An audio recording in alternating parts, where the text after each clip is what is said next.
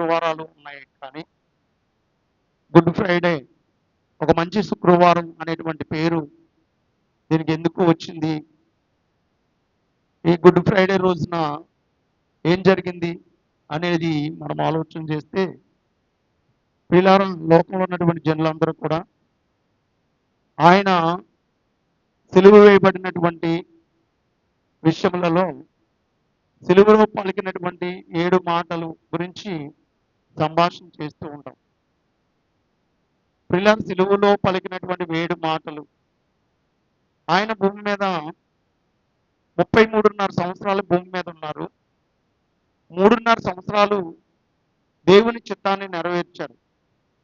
ఈ 3.5 సంవత్సరాలు దేవుని చిత్తాన్ని నెరవేరుస్తూ ప్రియులారా, చివరిలో ఆయన సిలువలో వేలాడుతూ లోకంలో ఉన్నటువంటి జనులందరికీ కూడా ఆయన ఒక మాదిరి చూపిస్తూ వెళ్ళారు. దేవునికి మహిమ కలుగునుగాక. ఈ సిలువలో పలికినటువంటి 7 మాటలు దేనికి గుర్తుగా ఉంటాయంటే, ఆయన జీవితము మనకి ఒక మాదిరికి గుర్తుగా ఉంటాయి. వింటున్నారు? చివరిలో ఇదిగో నేను ఇలా బ్రతికాను, ఇలా జీవించాను, ఇలా వెళుతున్నాను, మీరందరూ కూడా ఇలా బ్రతకాలి, ఇలా జీవించాలి, ఇలా ఆకారాన్ని మీరు అందరూ కూడా ప్రభు సన్నిధికి రావాలి అని చెప్పడానికి ఈ చివరిలో పలికినటువంటి 7 మాటలు కూడా అవి మనకు ఒక మాదిరిగా ఉంటాయి. చూడు రాము, సౌండ్ ఒక మాదిరిగా ఉంటాయి. కాబట్టి మనం ఏం చేయాలంటే,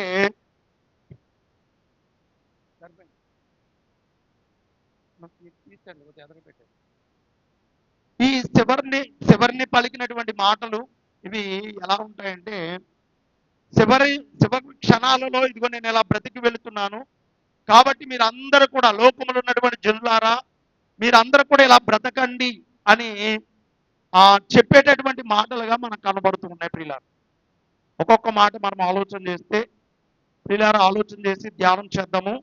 కనుక చాలా జాగ్రత్తగా మనం ఆలోచన చేసి అర్థం చేసుకుందాం.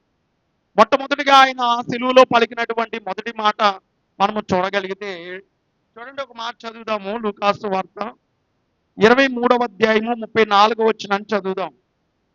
యేసు, తండ్రి, వీరేమి చేయుచున్నారో వీరెరుగురు గనక వీరిని క్షమించుమని చెప్పాను. చూడండి, ఇక్కడ యేసుక్రీస్తు వారిని కొడుతున్నారు, గాయపరుస్తున్నారు, అపహాసిస్తున్నారు, హేళన చేస్తున్నారు. యేసుక్రీస్తు వారిని కొడుతుంటే, అపహాసం చేస్తుంటే, హేళన చేస్తుంటే, ఏంటి, తిడుతుంటే, దూషిస్తూ ఉంటే, అవమానపరుస్తుంటే, ప్రియులారా, ఇవన్నీ చేస్తున్నప్పుడు ఆయన యేసుక్రీస్తు వారి నోటంట ఒక మొదటి మాట పలికిన మాట ఏంటంటే, తండ్రి, వీరేమి చేయించున్నారో వీరు ఎరుగురు గనక వీరిని క్షమించండి అనేటువంటి మాట చెప్పడం జరిగింది. ప్రియులారా, ఎందుకు ఇలా చెప్పాడు ఆయన? బాగా గమనించండి. ఎందుకు ఆయన తండ్రి వీరు ఏం చేయించున్నారో వీరు ఎరుగురు గనక వీరిని క్షమించమని ఎందుకు మాట్లాడాడు అనేది మనం ఆలోచన చేస్తే, ఒక మాట చదువుదాం ప్రియులారా. మత్తయి సువార్త చూడండి, 6వ అధ్యాయం 14వ వచనం చదువుదాం. మత్తయి సువార్త 6వ అధ్యాయము 14వ వచనం. మనుషుల అపరాధములను మీరు క్షమించిన ఎడల మీ పరలోకపు తండ్రియు మీ అపరాధములను క్షమించడు. మీరు మనుషుల అపరాధములను మీరు క్షమించిన ఎడల, క్షమించకపోయిన ఎడల మీ తండ్రియు మీ అపరాధములను క్షమింపడు. ఇక్కడ అంటున్నాడు, మనుషుల అపరాధములను మీరు క్షమించిన ఎడల పరలోకపు తండ్రియు మీ అపరాధములను క్షమిస్తాడు. మనుషుల అపరాధములను మీరు క్షమించిన ఎడల పరలోకపు తండ్రి మీ అపరాధములను క్షమించడు అంటున్నాడు. ఇప్పుడు యేసుక్రీస్తు వారు ఆ సిలువలో ప్రియులారా మాట చెప్పవలసినట్టు, తండ్రి వీరేమి చేయుచున్నారో వీరు ఎరుగురు గనక వీరిని క్షమించండి అనేటువంటి మాట ఎందుకు చెప్పారనంటే, మనుషులు అపరాధం చేస్తున్నారు, యేసుక్రీస్తు వారిని కొడుతున్నారు, తిడుతున్నారు, అపహాస్యం చేస్తున్నారు. ఇప్పుడు ఒకవేళ వారిని క్షమించకపోతే ఆయన మీద ఉన్నటువంటి పాపములు చూడండి, ఆయన పాపం చేశాడా?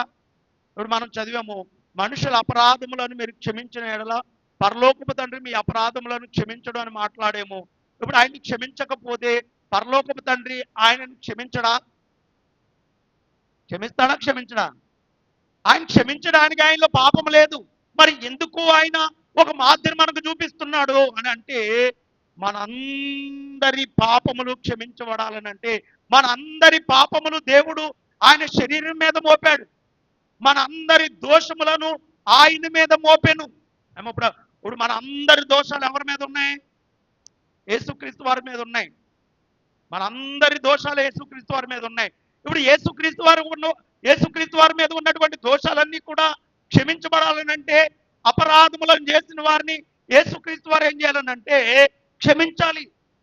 ఇప్పుడు మనందరితో చెప్తున్నాడు, నీవు పాపము చేసిన వాడివే, నీవు తప్పు చేసిన వాడివే, నీవు లోకంలో తిరుగుతున్నటువంటి వాడివే.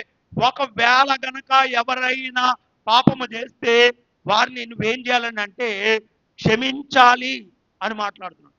క్షమించాలి, క్షమించాలి. ఎంతగా చూడండి, కొట్టిన వారిని క్షమించాడు, తిట్టిన వారిని క్షమించాడు, సిలువ వేసిన వారిని క్షమించాడు, ఏంటి ఆఖరికి బల్లిపు పోటు పొడిచిన వారిని క్షమించాడు, అపహాస్యం చేసిన వారిని క్షమించాడు, అందరినీ క్షమించాడు అండి.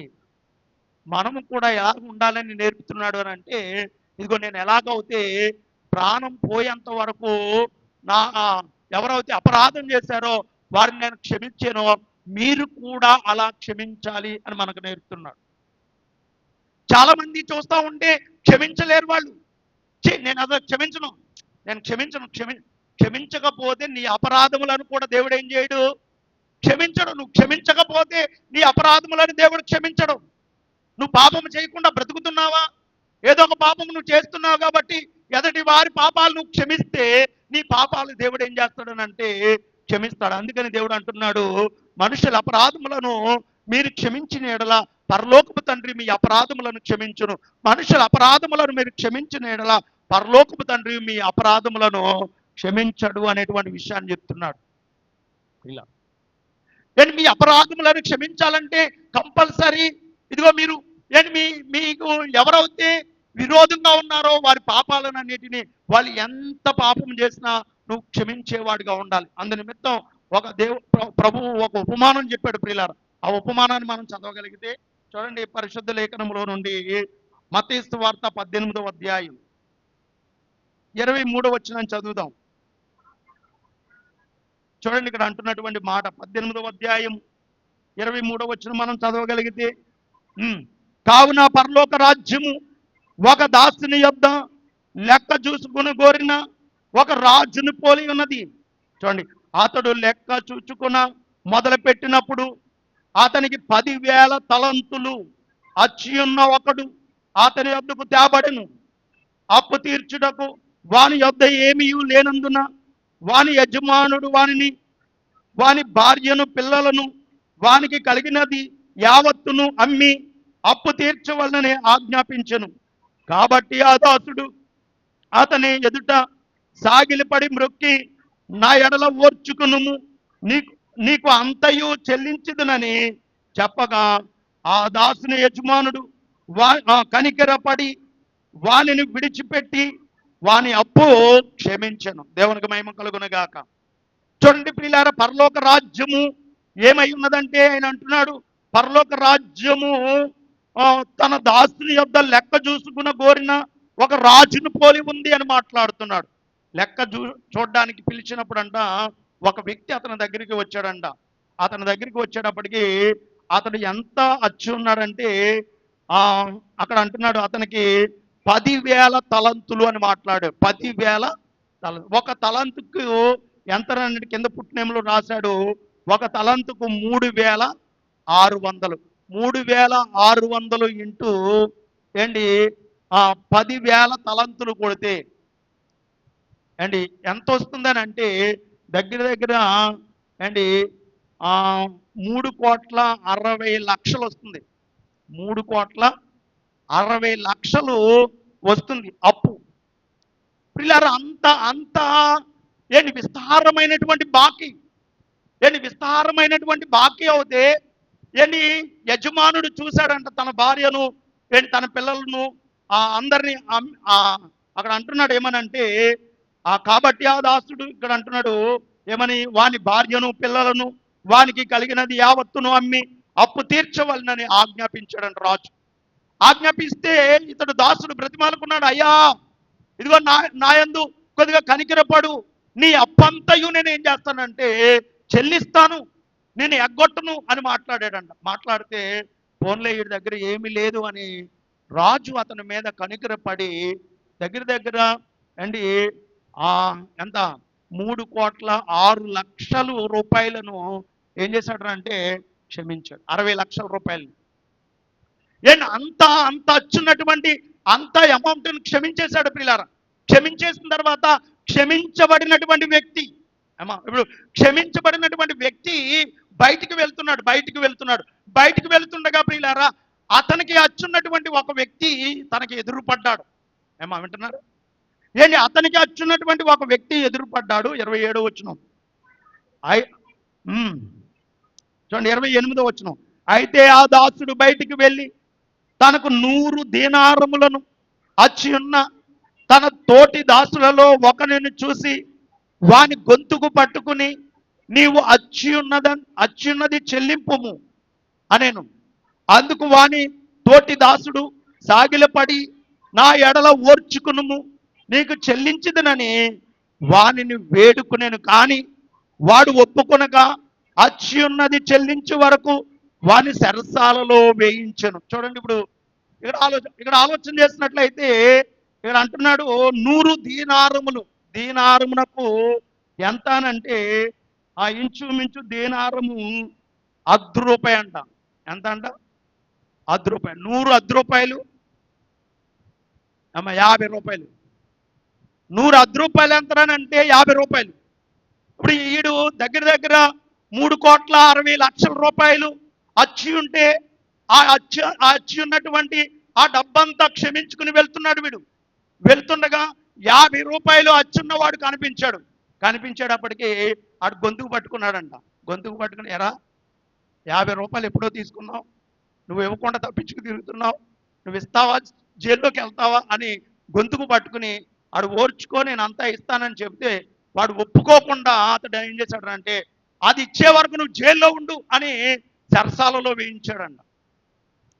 చూడండి పిల్లారు, ఇక్కడ దీనిని బట్టి మనకు అర్థమవుతున్నది ఏంటంటే, చూడండి పిల్లారు, ఎప్పుడవుతే ఏంటి దేవుడు మన అపరాధములను క్షమించినప్పుడు మనము కూడా ఎదటి వారి అపరాధములను క్షమించాలి. ఒకవేళ క్షమించకపోతే ఏం జరుగుతుందో కింద వచనంలో చెప్పాడు ప్రియులారా. చూడండి, అప్పుడు ఏం జరిగింది? 30వ వచనం. వాడు ఒప్పుకొనగా అచ్చి ఉన్నది చెల్లించే వరకు వాని సరసాలలో వేయించను. కాగా వాని తోటి దాసులు జరిగినది చూసి మిక్కిలి దుఃఖపడి వచ్చి జరిగినదంతయు తమ యజమానునికి వివరంగా తెలిపిరి.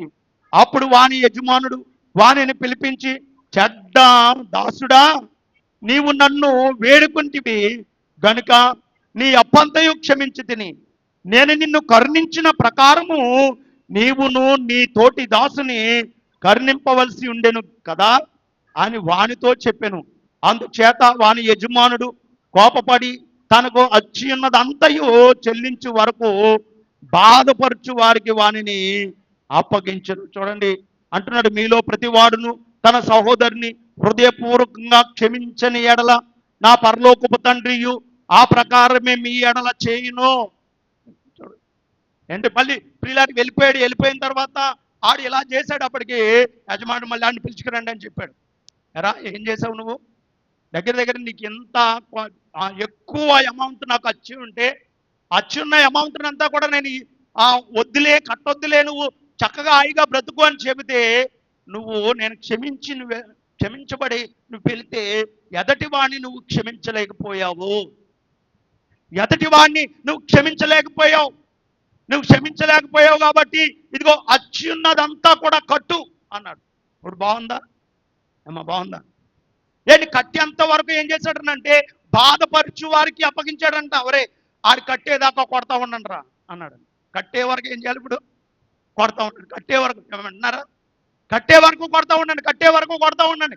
చక్కగా అంతకు ముందు క్షమించాడు, చక్కగా వెళ్ళిపోవలసినటువంటి పరిస్థితి. కానీ అతడు ప్రియులారా క్షమించబడినటువంటి వాడు ఎదటి వారిని క్షమించలేదు. అలాగే ఒకవేళ కనుక దేవుడు మనల్ని క్షమించాడు, ఎదటి వారిని మనం క్షమించలేకపోతే మనల్ని తీసుకుని వెళ్ళి నరకంలో అప్పగిస్తాడు. ఆ నరకములో ఏం చేస్తుందంటే అక్కడ అగ్ని ఆరదు, పురుగు చావదు. కాబట్టి ఇప్పుడు మనం నేర్చుకోవాల్సిన విషయం ఏంటంటే ప్రియులారా, మనము క్షమించబడ్డ ప్రకారము ఆ పొరుగు వారిని ఎవరైతే మన మీద మన ఎడల అపరాధం చేశారో, ద్రోహం చేశారో, అన్యాయం చేశారో, అక్రమం చేశారో, మన మీద చెడ్డ మాటలు పలికారో, మనం ఉమ్మేశారో, వాళ్ళందరినీ మనం ఏం చేయాలి అంటే క్షమించాలి అంటున్నాడు. ఎంతవరకు క్షమించాలి అనేది మనం ఆలోచన చేస్తే ఒక మాట చదువుదాం ప్రియులారా. ఎంతవరకు క్షమించాలని అంటే చూడండి, మత్తయి సువార్త 18వ అధ్యాయము 21వ వచనం. ఆ సమయమున పేతురు ఆయన యొద్దకు వచ్చి, ప్రభువా, మా సహోదరుడు మా ఎడల తప్పిదము చేసినప్పుడు నేను ఎన్ని మారులు వానిని క్షమించవలను? 7 మార్లు మట్టుక అని అడిగాను. అందుకు యేసు అతనితో ఇట్లనెను, 7 మార్లు మట్టుకే కాదు, 70 మార్లు మట్టుకని నీతో చెప్పుచున్నాను. ఎన్నిసార్లు క్షమించాలి? మీరు అంటారు, రే నిన్ను ఇప్పుడే క్షమించాను, ఇంకోసారి మాత్రం అంటాం. ఇంకొకసారి కాదు, ఇంకొకసారి కాదు, ఇంకొకసారి దగ్గర దగ్గర 70,000 మార్లు. ఎప్పుడవుతాయి? ఎప్పుడు కలుగుతాయి? చచ్చేదాకా అవ్వవు. అంటే అంటున్నాడు, ఏమంటున్నాడు అంటే, యేసుక్రీస్తు వారు ఇదిగో నేను ఏం చేశానంటే బల్లిపు పోటు పొడిచే నేను సిలువలో వేలాడుతుండగా బల్లిపు పోటు పొడుచుతున్నా కానీ వారిని క్షమించాను. నీ సిలువలో వేలాడుతుండగా ఇదిగో నా నోటికి చేదు చిరకనిచ్చిన వారిని క్షమించాను. చివరి ఆఖరి బొట్టు వరకు నేను ఏం చేస్తున్నానంటే క్షమిస్తూనే ఉన్నాను. మీరు కూడా ఏం చేయాలనంటే ప్రాణం పోయేంత వరకు కూడా, ఒకవేళ నీ తోటి సహోదరులు నీ మీద చెడ్డ మాటలు పలికినా, లేదా అబద్ధాలు పలికినా, నిన్ను మోసం చేసినా, లేకపోతే నిన్ను కొట్టినా, నిన్ను తిట్టినా అండి, ఎంతవరకు క్షమిస్తూ ఉండాలనంటే చచ్చేంత వరకు క్షమిస్తూనే ఉండాలి. ఒకవేళ భార్య భర్తలు గొడవలు పడ్డారనుకోండి, ఏం చేయాలి? భార్య భర్తలు గొడవ పడ్డారనుకోండి, ఏం చేయాలి? భార్య భర్తలు గొడవ పడితే అన్నం తినడం మానేసి 3 రోజులు దాకా ఉండాలా? మరి ఏం చేయాలి?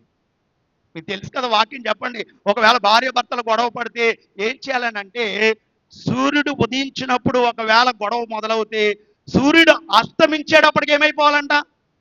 సర్దుమణికి పోవాలి. మళ్ళీ సూర్యుడు అస్తమించేటప్పటికి భార్య భర్తలు కలిసిపోవాలి. ఎన్నిసార్లు అంటాం మనం? ఎన్నిసార్లు అంటే 70,000 మార్లు మట్టుకు. ఎన్నిసార్లు అయినా సరే అమ్మా, ఎన్నిసార్లు క్షమించి, ఇవాళ తప్పు చేసి క్షమించు, రేపు ఎల్లుండి 10 సంవత్సరాలు తప్పు చేసి క్షమించు. క్షమిస్తూనే ఉంటే కనుక ప్రియులారా, దేవుడు మనల్ని ఏం చేస్తాడనంటే, మనం ఏదైనా అపరాధములను చేస్తే మనలను దేవుడు క్షమిస్తాడు. అందుకని అంటాడు, నీ కంటిలో ఉన్న దూలమును విడిచిపెట్టి ఎదటి వారి కంటిలో ఉన్న నలుసును వెతకండి. ముందు మీ కంటిలో ఉన్న దూలాన్ని తీసి పారేయండి, తర్వాత ఎదటి వారి కంటిలో ఉన్న నలుసు మీకు కనబడుతుంది. అందుకని అన్నాడు, వ్యభిచారం చేత పట్టబడినటువంటి స్త్రీని రాళ్లతో కొడుతుంటే పాపము చేయని వాడు ఎవడో మొదటి రాయ వెయ్యండి అని చెప్పినప్పుడు పాపము చేయని వారు ఒక్కరు లేరు. ఇప్పుడు ఇక్కడ చెయ్యెత్తమంటే ఎత్తగలమా? పాపము చేయని వారు ఎవరున్నారని చెయ్యెత్తమంటే ఎత్తగలమని అంటే ఎత్తలేము. నాతో సహా ఎత్తకూడదు. ఎందుకనంటే ఏదో ఒక విధంగా మనం పాపము చేస్తున్నాం. అందుకనే నేను పాపము చేయట్లేదు అని చెబితే మనం ఏమైనట్లంటే అబద్ధం ఆడినట్లు అంట ప్రియుల. దేవుణ్ణి అబద్ధికునిగా చేసిన వారం అవుతామని మాట్లాడాడు ప్రియుల. కాబట్టి ఈరోజు మనం తెలుసుకోబోతున్నటువంటి ఫస్ట్ మాట, మనం తెలుసుకోబోతున్న విషయం ఏంటంటే ప్రియులారా, ఆయన సిలువలో వేలాడుతూ ఫస్ట్ మాట పలికారు, ఇదిగో తండ్రి వీరేమి చేయించున్నారో వీరు ఎరుగరు గనక వీరిని క్షమించండి అని మాట్లాడాడు. ఆ క్షమించండి అనేటువంటి మాట మనకి ఎంతకాలం క్షమించాలి ప్రభు అని అంటే, నీ సహోదరుడు నీ ఎడల తప్పిదము చేస్తే 70,000 మార్లు మట్టుకు అతను క్షమిస్తూనే ఉండు, మాట్లాడుతూనే ఉండు. బైబిల్లో ఒక మాట ఉంటుంది, నువ్వు ప్రార్థన చేయనప్పుడల్లా నీవు ఎవరి మీదైనా విరోధ భావం నీకు కలిగినప్పుడు నువ్వు వెళ్ళి ముందు అతనితో క్షమాపణ అతనితో నువ్వేం చేయాలంటే సమాధానపడి వచ్చి నువ్వు ప్రార్థన చేయి. ఇంతంత కుళ్ళు ఉంటుంది లోన, తెగ ప్రార్థన చేసేద్దాం. ఇంతంత కుళ్ళు లోపల చేదుగట్టు, ఇంతంత చేదుగట్టు ఉంటుంది. లోన్ దాచుకుంటారు, ఇక్కడికి వచ్చి కన్నీరుగా అంతంత చేదుగట్టు ఉండి పక్కోళ్ళ పట్ల, ఆ పట్ల, వీళ్ళ పట్ల అంతంత ఉండి ప్రియులారు ప్రార్థన చేసినంత మాత్రాన పరలోకానికి వెళ్ళదు. భర్త విషయంలో కానీ, భార్య విషయంలో కానీ, పక్కింటి వారి విషయంలో కానీ ఎవరింట్లో ఎవరి విషయంలోనైనా సరే ప్రియులారా, మనం ఏమై ఉండకూడదంటే లోపల చేదు అనేది మన జీవితంలో ఉండకూడదు. మొట్టమొదటి ఆ మాటలో ఉన్నటువంటి భావం ఏంటంటే ఆయన మరణించేంత వరకు కూడా అందరిని క్షమించాడు. మనం కూడా మరణించేంత వరకు కూడా ప్రియులారా అందరిని క్షమించే వారంగా మనం ఉండాలి. అది మొదటి మాటలో ఉన్నటువంటి ఆ భావం. ఆయన ఒక మాదిరి చూపిస్తున్నాడు కాబట్టి, ఇదిగో నువ్వు తండ్రి రాజ్యములో నువ్వు ఉండాలంటే, నీ పాపాలు క్షమించబడాలంటే, నువ్వు నీ ఎదుటి వారు చేసిన పాపాలు నేను క్షమించను అంటానికి లేదు. ఎంతటి పాపమైనా, అది ఎంతటి పాపమైనా సరే క్షమించే గుణం నీకుంటే గనక కంపల్సరీ నీ పాపములను కూడా దేవుడు క్షమిస్తాడు. అది మొట్టమొదటి మాటలో ఉన్నటువంటి భావం ప్రియులారా. రెండవ మాటలో ఉన్నటువంటి భావాన్ని గురించి మనం ఆలోచన చేసినట్లయితే చూడండి, పరిశుద్ధ లేఖనములో నుండి ఒక మాట చదువుదాం. లూకాసు వార్త 23వ అధ్యాయం 43వ వచనాన్ని ఒక మాట చదవగలిగితే, లూకాసు వార్త 23వ అధ్యాయం 43వ వచనాన్ని చదివితే, అందుకు ఆయన వానితో, నేడు నీవు నాతో కూడా పరదేశంలో ఉందువని నిశ్చయముగా నీతో చెప్పుచున్నాను అని. పిల్లలు చూడండి, ఇక్కడ అమ్మ వినాలి, చక్కగా వినాలి. ఇక్కడ వేలాడబడుతున్నటువంటి ముగ్గురు వేలాడబడుతున్నారు. ముగ్గురులో యేసుక్రీస్తు వారు మధ్యలో ఉన్నారు. కుడివైపున ఒకరు, ఎడమ వైపున ఒకరు దొంగలు ఉన్నారు. మొత్తం ముగ్గురు ఉన్నప్పుడు ప్రియులారా, ఆ ముగ్గురులో ఒక వ్యక్తితో మాట్లాడుతున్నాడు ప్రభువారు. ఏమనంటే, నేడు నీవు నాతో కూడా పరదేశిలో ఉంటావు అని. చూడండి, ఒక దొంగ పరదేశిలో ఉంటాడా? నేను ఒక దొంగ పరదేశిలో ఉంటాడా అంటే, అప్పుడు దొంగతనాలు చేస్తే పరదేశకు వెళ్తాం అనుకోవచ్చు. మరి దొంగ పరదేశంలోకి వెళ్ళడు, పరలోకానికి వెళ్ళడు. మరి ఎందుకని యేసుక్రీస్తు వారు నేడు నీవు నాతో కూడా పరదేశంలో ఉంటావు అనేటువంటి మాట ఆయన ఎందుకు చెప్పాడు అనేది మనం ఆలోచన చేస్తే, చూడండి, మొదట అండ్ ఒక మాట మనం చదవగలిగితే ప్రియులారా, ఎందుకు ఆయన చెప్పవలసి వచ్చింది అని అంటే, చూడండి 40 వచ్చింది చదవండి. అయితే రెండో వాడు వానిని గద్దించి, ఇక్కడ మొదటి మాట చూడండి 49వ వచనంలో, 49, వేలాడబడిన ఈ నేరస్తులలో ఒకడు ఆయనను దూషించుచు, నీవు క్రీస్తువు కదా, నిన్ను నీవు రక్షించుకునుము, మమ్మను కూడా రక్షించుమని చెప్పాను. అయితే రెండో వాడు వానిని గద్దించి, ఇప్పుడు నేడు నీవు నాతో కూడా పరదేశంలో ఉంటావు అని చెప్పినటువంటి వ్యక్తిని మాట్లాడుతున్నాడు. ఏమని అంటే, అయితే రెండో వాడు వానిని గద్దించి, నీవు అదే శిక్షలో ఉన్నావు గనుక దేవునికి భయపడవా? ఇప్పుడు యేసుక్రీస్తు వారిని ఏమని సంబోధిస్తున్నాడనంటే, నువ్వు దేవునికి భయపడవా? మనకైతే ఇది న్యాయమే, మనము చేసిన వాటికి తగిన ఫలమును పొందుచున్నాము, కానీ ఈయన ఏ తప్పిదమును చెయ్యలేదు. చూడండి, రెండోదిగా, ఒకటి దేవుడని నమ్ముతున్నాడు, రెండు ఆయన ఏ తప్పిదమును చెయ్యలేదు అని మాట్లాడుతున్నాడు.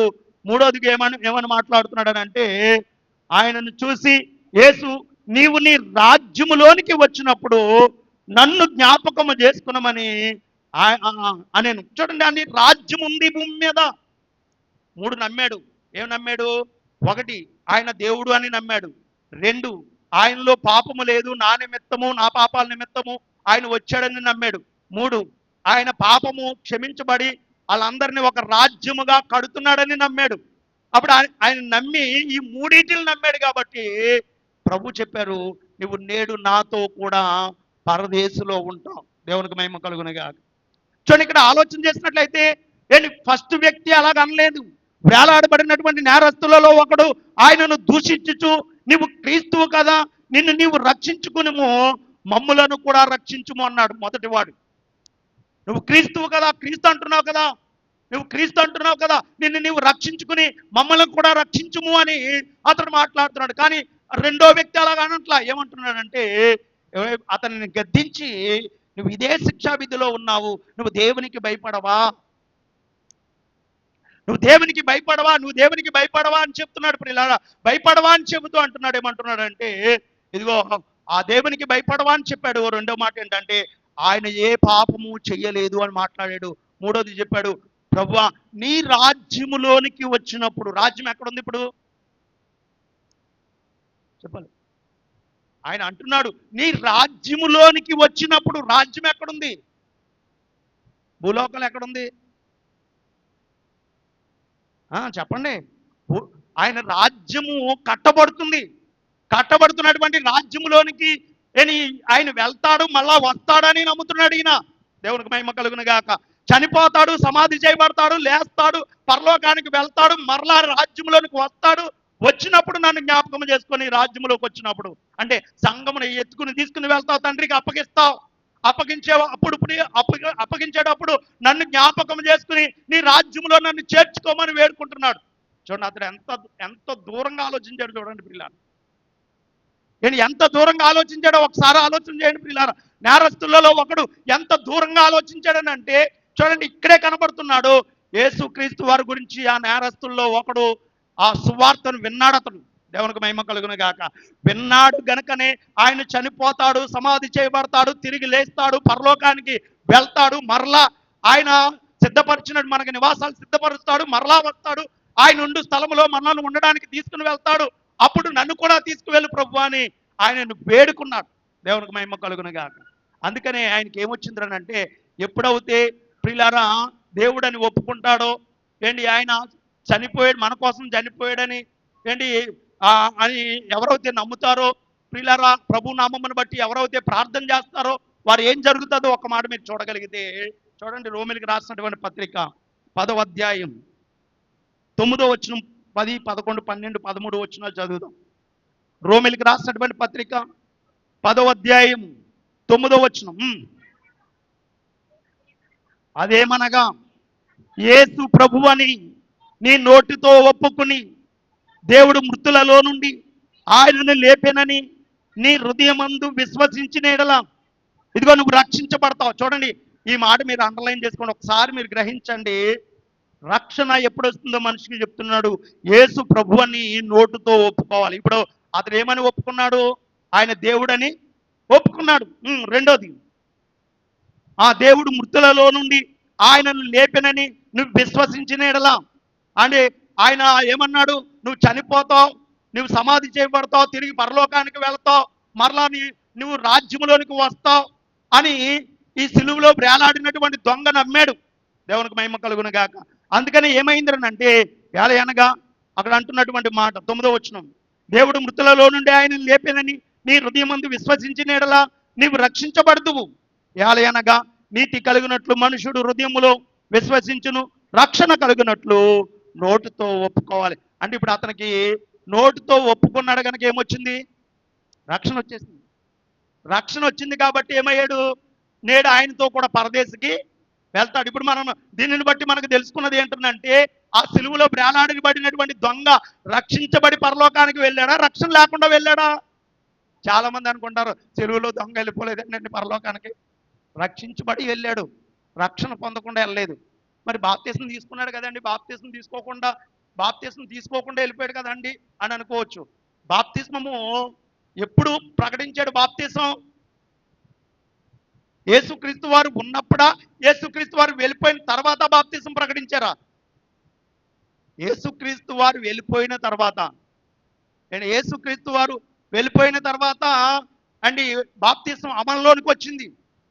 పాప క్షమాపణ నిమిత్తము మారు మనసు విషయంలో అంటే ముందుగానే ఆయన మార్గం సరళం చేస్తూ యోహాను గారిని పంపించాడు. ముందు పంపించి ఇదిగో మీ పాపాలన్నీ క్షమించబడాలని అంటే మీరు ఏం చేయాలని అంటే బాప్తీసం తీసుకోవాలని యోహాను గారు ముందు మార్గం సిద్ధపరుస్తున్నాడు. యేసుక్రీస్తు వారు వెళ్ళిపోయిన తర్వాత చెప్పాడేమనంటే, పరిపూర్ణంగా బాప్తీసం వల్ల క్రీస్తు రక్తము వలన ప్రతి పాపములు కడగబడతాయి. దేవునికి మహిమ కలుగును గాక. మరి ఆయన బాప్తీసం తీసుకోలేదు కదని అంటే ఆయన డైరెక్ట్ గా ఉండి అన్నాడు. ఆయన ఏమన్నాడంటే, ఆయన చెప్పేశాడు ఏమనంటే, నీకు రక్షణ కలిగింది, నువ్వు నాతో కూడా పరదేశంలో ఉంటావు. ఇంకా దానికి అప్లికేషన్ పెట్టవలసిన అవసరం లేదు. అండ్ ఉదాహరణ మీకు అర్థం అవ్వాలనంటే, ఒక ఇల్లు కాలిపోయినప్పుడు ఎమ్మెల్యే గారు వచ్చి చూసేటప్పుడు మొత్తం కాలిపోయింది. ఒక 50,000 ఇచ్చాడు. ఇచ్చేసి శుభ్రంగా మీరు ఏదన్నా అందాక ఏదైనా చేసుకొని తర్వాత లోన్ శాంక్షన్ చేస్తానని చెప్తాడు. ఇప్పుడు 50,000 రూపాయలు ఇచ్చేసి వెళ్ళిపోయాడు. అదే 50,000 రూపాయలు ఎమ్మెల్యే గారి దగ్గర నుంచి రావాలంటే ఏం చేయాలి? అదే 50,000 రూపాయలు ఎమ్మెల్యే గారి దగ్గర నుంచి రావాలంటే టకటక వచ్చేస్తాయా, లేకపోతే అప్లికేషన్లు ఏమైనా పెట్టాలా? అప్లికేషన్లు పెట్టాలి. ఎందుకంటే ఆయన దగ్గర లేడు కాబట్టి, ఆయన ఉన్నప్పుడు అయితే టక్మని ఇచ్చేశాడు. ఆయన దగ్గర లేడు కాబట్టి ఆయనకు అప్లికేషన్ పెట్టాలి, పంచాయతీకి పెట్టాలి, తర్వాత మండలాఫీస్కి వెళ్తుంది. మండలాఫీస్ కాడ నుంచి ఆ ఎమ్మెల్యే గారి దగ్గర అప్పుడు శాంక్షన్ చేస్తాడు, అప్పుడు వస్తాయి. అలాగే యేసుక్రీస్తు వారి దగ్గర ఉన్నారు కాబట్టి ఆయన పాపాలు క్షమించేసి ఆయన పరదేశికి తీసుకుపోయాడు. ఎందుకంటే అతను రక్షణ వచ్చింది. రక్షణ వచ్చింది ఎందుకంటే దేవుడని ఒప్పుకున్నాడు. ఆయన మృతులలో నుండి దేవుడు లేపాడని ఒప్పుకున్నాడు. ఆయన రాజ్యం ఉందని ఒప్పుకున్నాడు. ఆయన రాజ్యంలో నన్ను చేర్చుకోమని ఒప్పుకున్నాడు. ఇవన్నీ ఒప్పుకున్నాడు కనుక అతనికి ఏం కలిగిందంటే రక్షించబడి పరలోకానికి వెళ్ళాడు. దేవునికి మహిమ కలుగును గాక.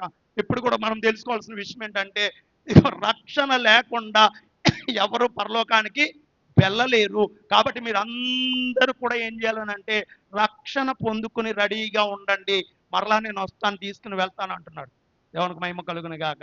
ఇంకెవరైతే రక్షణ లేకుండా ఉన్నారో వాళ్ళందరూ ఇప్పుడు ఏం చేయాలి?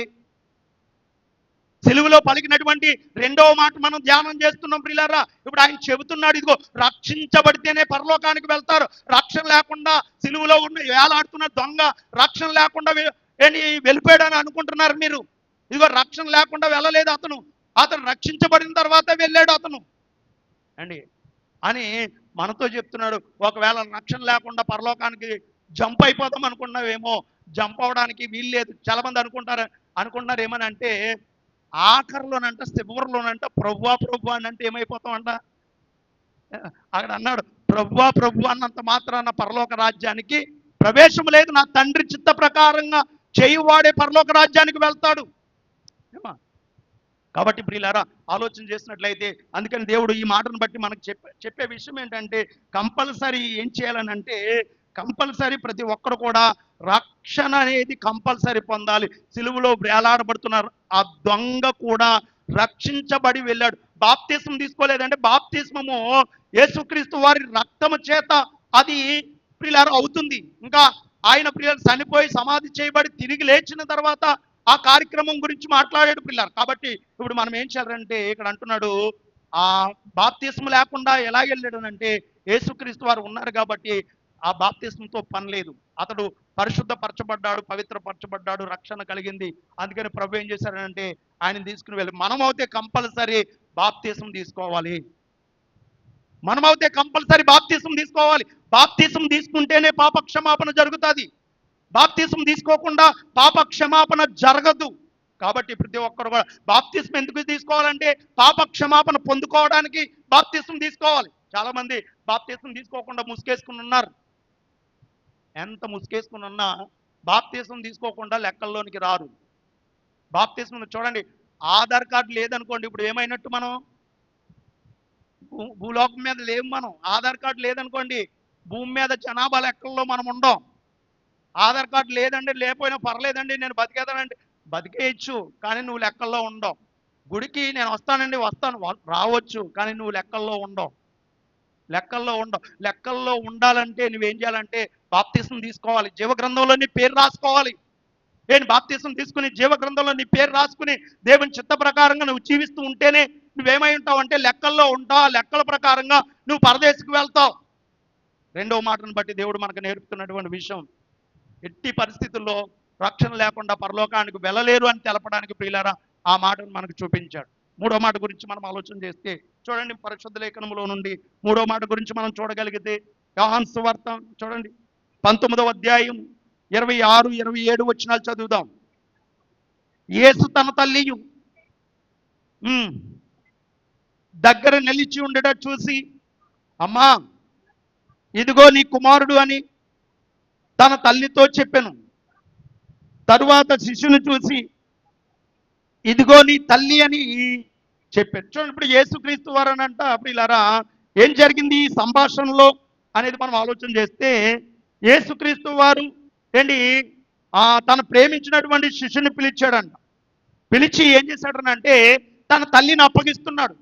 అమ్మా యేసుక్రీస్తు వారు తను ప్రేమించినటువంటి శిశువుని పిలిచి తన తల్లిని అప్పగిస్తున్నాడు. నేను వెళ్ళిపోతున్నాను, ఇదిగో అని తన ప్రేమించిన శిశువుని పిలిచి ఇదిగో నీ తల్లి అని అతనికి అప్పగించాడు.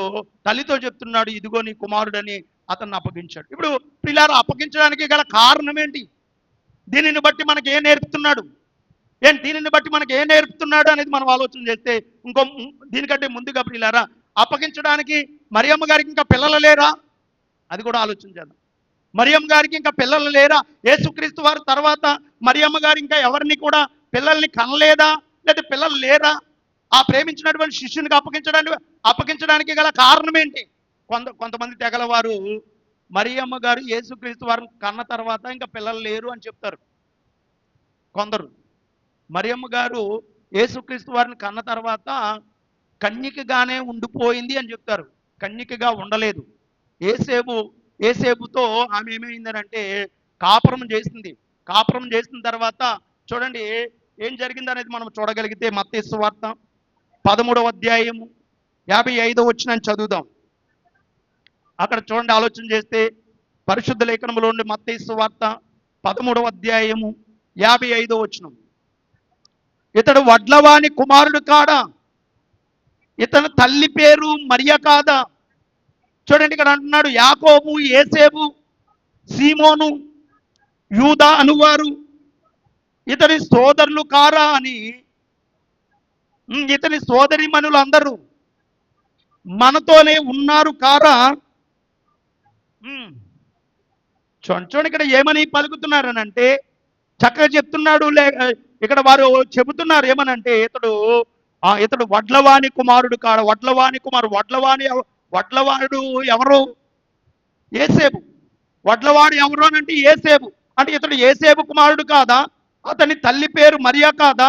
ఆ మరియకు అతనికి సహోదరులు ఉన్నారు, యాకోబు, ఏసేబు, సీమోను, యూదాను వారు అతని సహోదరులు కారా?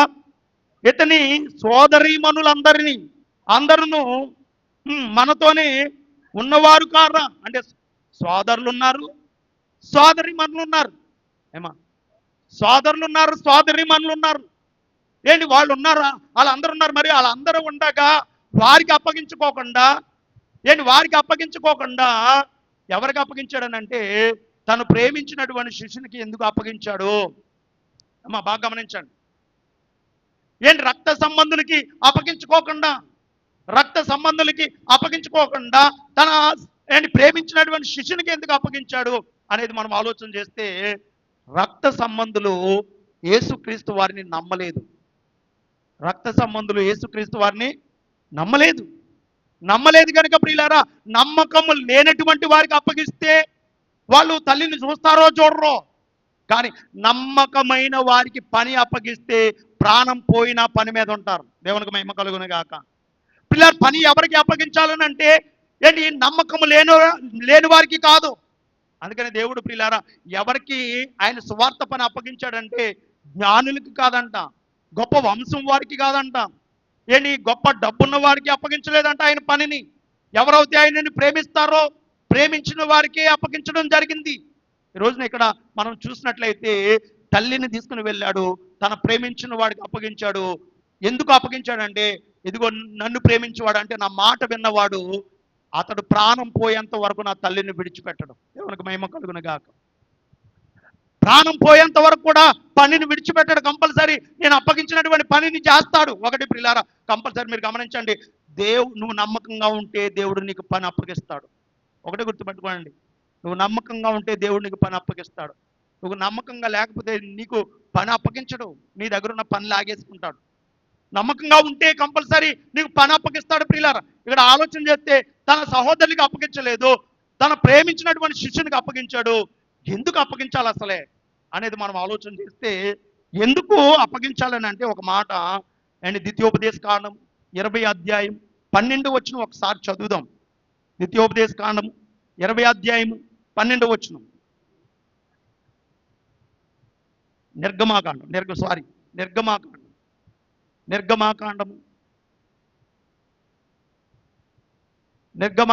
నేను కూడా తీస్తున్నా ఒకసారి. నిర్గమాకాండము 20వ అధ్యాయం చూడండి, 20వ అధ్యాయం 12వ వచనం. నీ దేవుడైన యెహోవా నీకు అనుగ్రహించు దేశములో నీవు దీర్ఘాయుష్మంతులగునట్లు నీ తండ్రిని నీ తల్లిని సన్మానించుము. ఇప్పుడు సన్మానించాలి. తల్లి వెళ్ళిపోతుంది కదా, నేను వెళ్ళిపోతున్నాను కదా, తల్లిని దిక్కుమాలిన దాని లేక విడిచిపెట్టేసి వెళ్ళిపోతే నాకు మంచి ప్రదేశానికి నేను వెళ్ళిపోతున్నాను, నేను బాగుంటాను, నేను హాయిగా ఉంటాను, నాకు ఎటువంటి ఇబ్బంది లేని ప్రాంతానికి నేను వెళ్ళిపోతాను. కొంతమంది ఎలాగున్నారని అంటే, వారికి ఇబ్బంది లేని ప్రాంతానికి వెళ్ళిపోతే తల్లి ఉంటుందా లేదా అనే సంగతి కూడా మర్చిపోయే వాళ్ళు ఉన్నారు. వీళ్ళు చక్కగా ఏసీలో ఉంటే చాలు, కరెంట్లో ఉంటే చాలు, బాగుంటే చాలు అనుకునే వాళ్ళు చాలా మంది లోకంలో ఉన్నారు ప్రియులారా. ఏంటి తల్లిదండ్రులు ఏం తింటున్నారు, ఏమి ఏమి ఏమి ఉన్నాయి, అసలు వాళ్ళు ఎలాగున్నారు ఏంటి అని కనుక్కునేవారు, లేదా ఎలా ఉన్నారు ఏంటి అనేటువంటి ఆలోచన కలిగిన వారు కొందరు లేరు. యేసుక్రీస్తు వారు చూడండి, ఆయన వెళ్ళిపోతున్నాడు. ఒక నమ్మకమైన వారికి అప్పగిస్తే నా తల్లిని అతను పోషిస్తాడనేటువంటి మాటతో ప్రియులారా, తల్లిని సన్మానిస్తూ ప్రియులారా ఒకని చేతిలో పెడుతున్నాడు. ఒకవేళ అప్పగించుకోకుండా, తల్లిదండ్రుల క్షేమాన్ని చూడుకోకుండా ఒకవేళ వదిలేస్తే, ఏంటి ప్రియులారా, వదిలేసి తల్లిదండ్రులను పట్టించుకోకుండా వదిలేస్తే ఏమా, కొంతమంది ఆడవాళ్ళకి ఏమవదు, పడదు. అత్తగారిని చూడాలంటే కోడలకి అస్సలే పడదు. ఎందుకు పడదనంటే అండి, మరి ఎందుకు పడదో నాకు అసలు అర్థం కాదు. చూడండి, అత్తగారిని చూడాలని అంటే కోడలకి పడనటువంటి పరిస్థితి ప్రియులారా. ఎందుకు పడదు? అలాగుండి ఫలమవుతే అందరూ కలిసి ఉంటే కనుక నోవాహు కుటుంబం లాగా ఉంటుంది. దేవునికి మహిమ కలుగును గాక. నోవాహు కుటుంబం ఎంతమంది కోడళ్ళు? 3 కోడళ్ళు, 3 కొడుకులు. ఎన్ని కుండలు? ఒకటే కుండ. ఇప్పుడు మీ కుండ అలాగ ఉండాలంటే ఉండగలుగుతుందా? చెప్పండి. మీ కుండ 3 కోడళ్ళు ఉండి, ముగ్గురు కోడళ్ళు, 3 కొడుకులు ఒకే కుండ వండుకుని, మేము ఉన్నామండి మొత్తం 4 మా 4 కుటుంబాలు ఒకటే కుండ అన్న వాళ్ళు ఎవరన్నా చేయొద్దండి ఒకరు, ఎవరైనా ఒక్కరు. మా 3 అన్నదమ్ములకి ఒకటే మాట అండి, మా 3 భార్యలు కూడా ఒకటే మాట అండి, మేమందరం ఒక కుండ వండుకుంటామండి. భూమి మీద వెతికితే దొరకరేమో. ఇది భూమి మీదే, మన సంఘంలో కాదు. మన సంఘంలో కాదు, భూమి మీద వెతికితే దొరకరేమో. ఈ రోజున ఏమైందనంటే అందరికీ స్వార్థాలు పెరిగిపోయి, ఇదిగో నేను కష్టపడిన సంపాదన వీళ్ళు తినటానికి అర్హులు కాదు. నేను కష్టపడిన సంపాదన వీళ్ళు తినటానికి అర్హులు కాదు. చూడండి, కొడుకు కోడలు కష్టపడిన సంపాదన తండ్రి తినటానికి అర్హులు కాదు అంటున్నారు. అంతే. అర్హులు కాదా? చెప్పాలి, కోడలు చెప్పాలి, అందరూ అర్హులు కాదా? వాళ్ళు తినేస్తారు మరి. ఇప్పుడు మనం చిన్నప్పటి నుంచి మనం పెంచిందంతా కూడా వడ్డీ వేసి ఇవ్వాలి. మనం ఏమేసి ఇవ్వాలి? వడ్డీ వేసి ఇవ్వాలి. పెంచారు కదా, పెంచి పెద్ద చేసి 20 అడుగులు పెంచి నీకు ఇచ్చారు, 20 అడుగులు. మరి 20 అడుగుల దాకా పెరిగినటువంటి పెంపకం, ఆ ఖర్చు అంతా ఎవరు భరాయిస్తారు? ఎవరు భరాయిస్తారు? అండ్ కొంతమంది ముసలోళ్ళు ఏం చేస్తారని అంటే, వీళ్ళు పెడతా ఉంటే వేరే వాళ్ళకి దారపోస్తూ ఉంటారు అండి. అప్పుడు ఈ కోళ్ళకి ఎలా ఉంటుందని అంటే, అసలే మేము పెడతా ఉంటే వేరే వాళ్ళకి దారపోస్తూ ఉన్నారు, అసలు పెట్టొద్దని గొడవ పడుతూ ఉంటారు. అప్పుడు ఏమవుతుంది? మనకి కష్టపడే స్తోమత లేనప్పుడు పెట్టింది తింటా చక్కగా ఏం చేయాలని అంటే, వాళ్ళు మంచితనం చేసుకుని అండ్ కోడల్ని అలాగే కొడుకుని మంచితనం లేదా కుటుంబాన్ని మంచితనం చేసుకుని ఎదరికి నడిస్తే ఏ లోటు ఉండదు, వాళ్ళు చూడడానికి ఎటువంటి ఇబ్బంది ఉండదు, గొడవలు ఉండవు, ఎటువంటి ప్రాబ్లమ్స్ రావు, చక్కగా ఆనందంగా బ్రతికే అవకాశాలు కలుగుతాయి. ఇప్పుడు ఎందుకు అప్పగించాడు తల్లిని అని అంటే, కంపల్సరీ ఆ తల్లిని పోషణ కావాలి కాబట్టి ప్రేమించినటువంటి శిష్యుడికి అప్పగించి వెళ్ళాడు.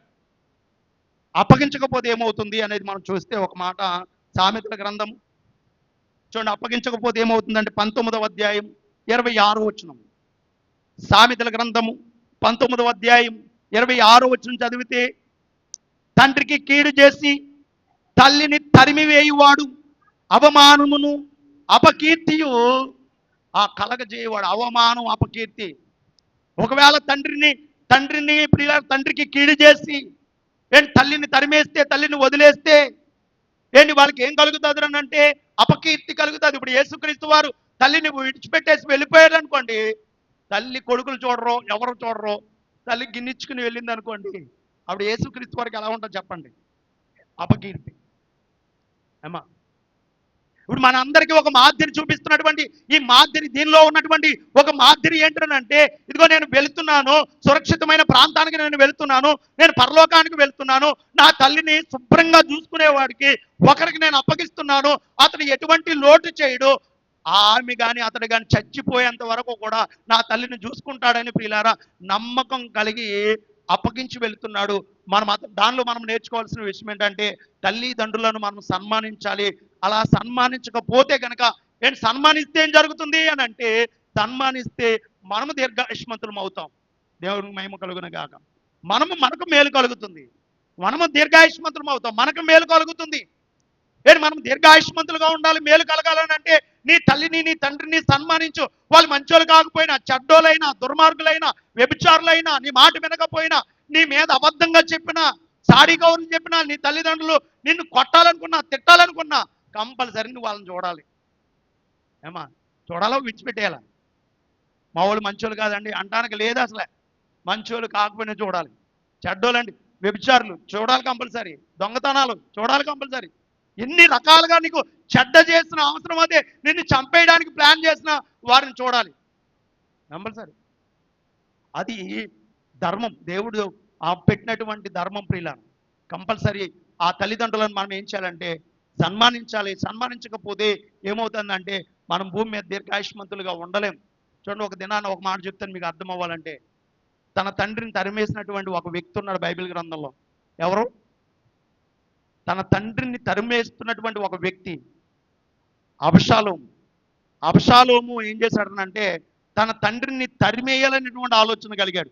తరిమేడు తరిమేడు తరిమేడు తరిమేడు తరిమేడు తరిమేడు తరిమేడు తరిమేడు తరిమి ఆ గాడిదని ఎక్కువ వస్తున్నాడు వచ్చేటప్పటికి ఒక మచ్చకి వృక్షం, దానికి ఏమయ్యి ఇతను జుట్టంతా వెళ్ళిపోయి ఏం చేసిందంటే ఆ వృక్షానికి మెలేసుకుపోయింది. మెలేసుకుపోయి కింద ఉన్నటువంటి గుర్రం ఏమైపోయిందంటే, గాడిద ఏమైపోయిందంటే వెళ్ళిపోయింది. ఆ వృక్షానికి ఏమయ్యాడు అంటే ఏలాడుతూ ఉన్నాడు. బైబిల్ చెప్తుంది, తల్లిదండ్రులను చూడని వాడు దీపమంట కారు చీకట్లో ఆరిపోద్ది అని మాట్లాడు. తల్లిదండ్రులను చూడకపోతే వాని దీపము కారు చీకట్లో ఆరిపోద్ది.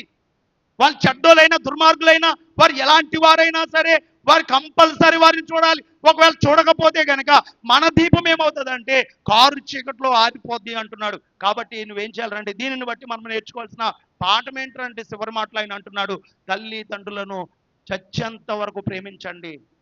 వాళ్ళు పసిపిల్లలుగా మారిపోతారు. కాబట్టి మీరు ఏం చేయాలంటే వారి అవసరాలు సన్మానించడం అంటే వారి అవసరాలు తీర్చండి. సన్మానించడం అంటే దండేసేయడం కాదు. దండేసేదే గోడకి వెళ్ళిపోతుంది.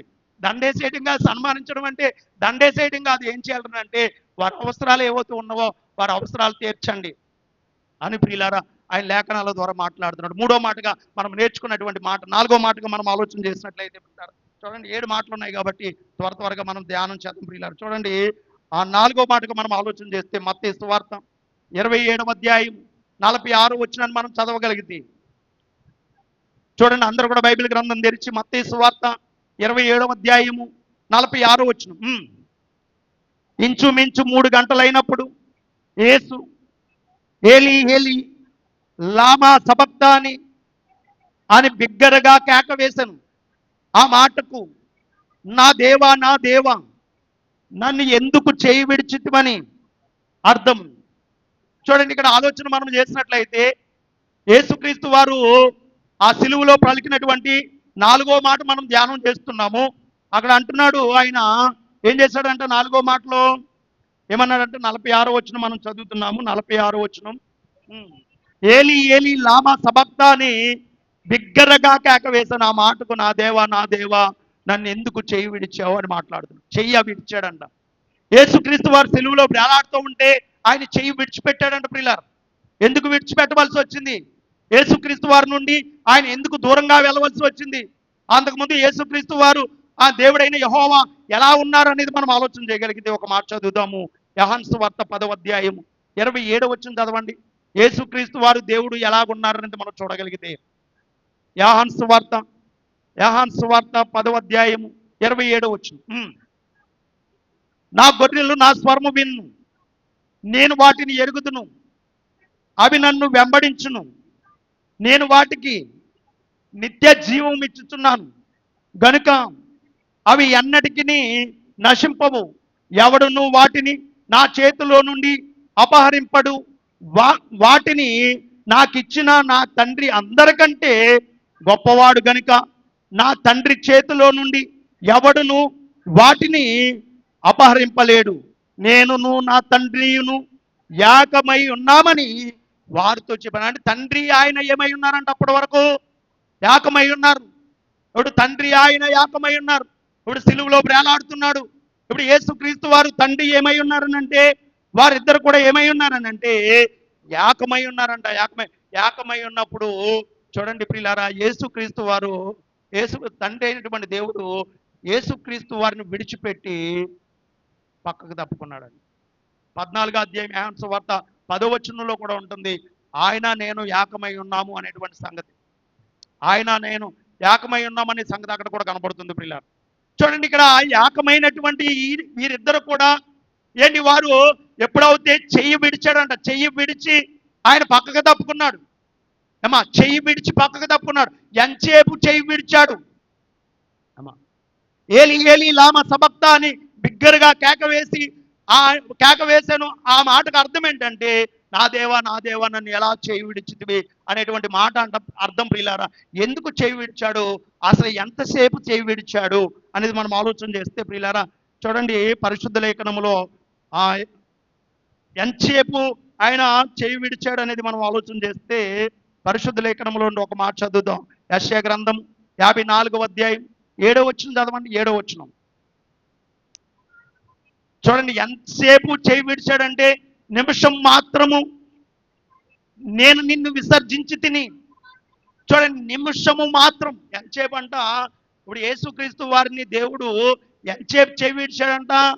ఒక నిమిషం మాత్రం.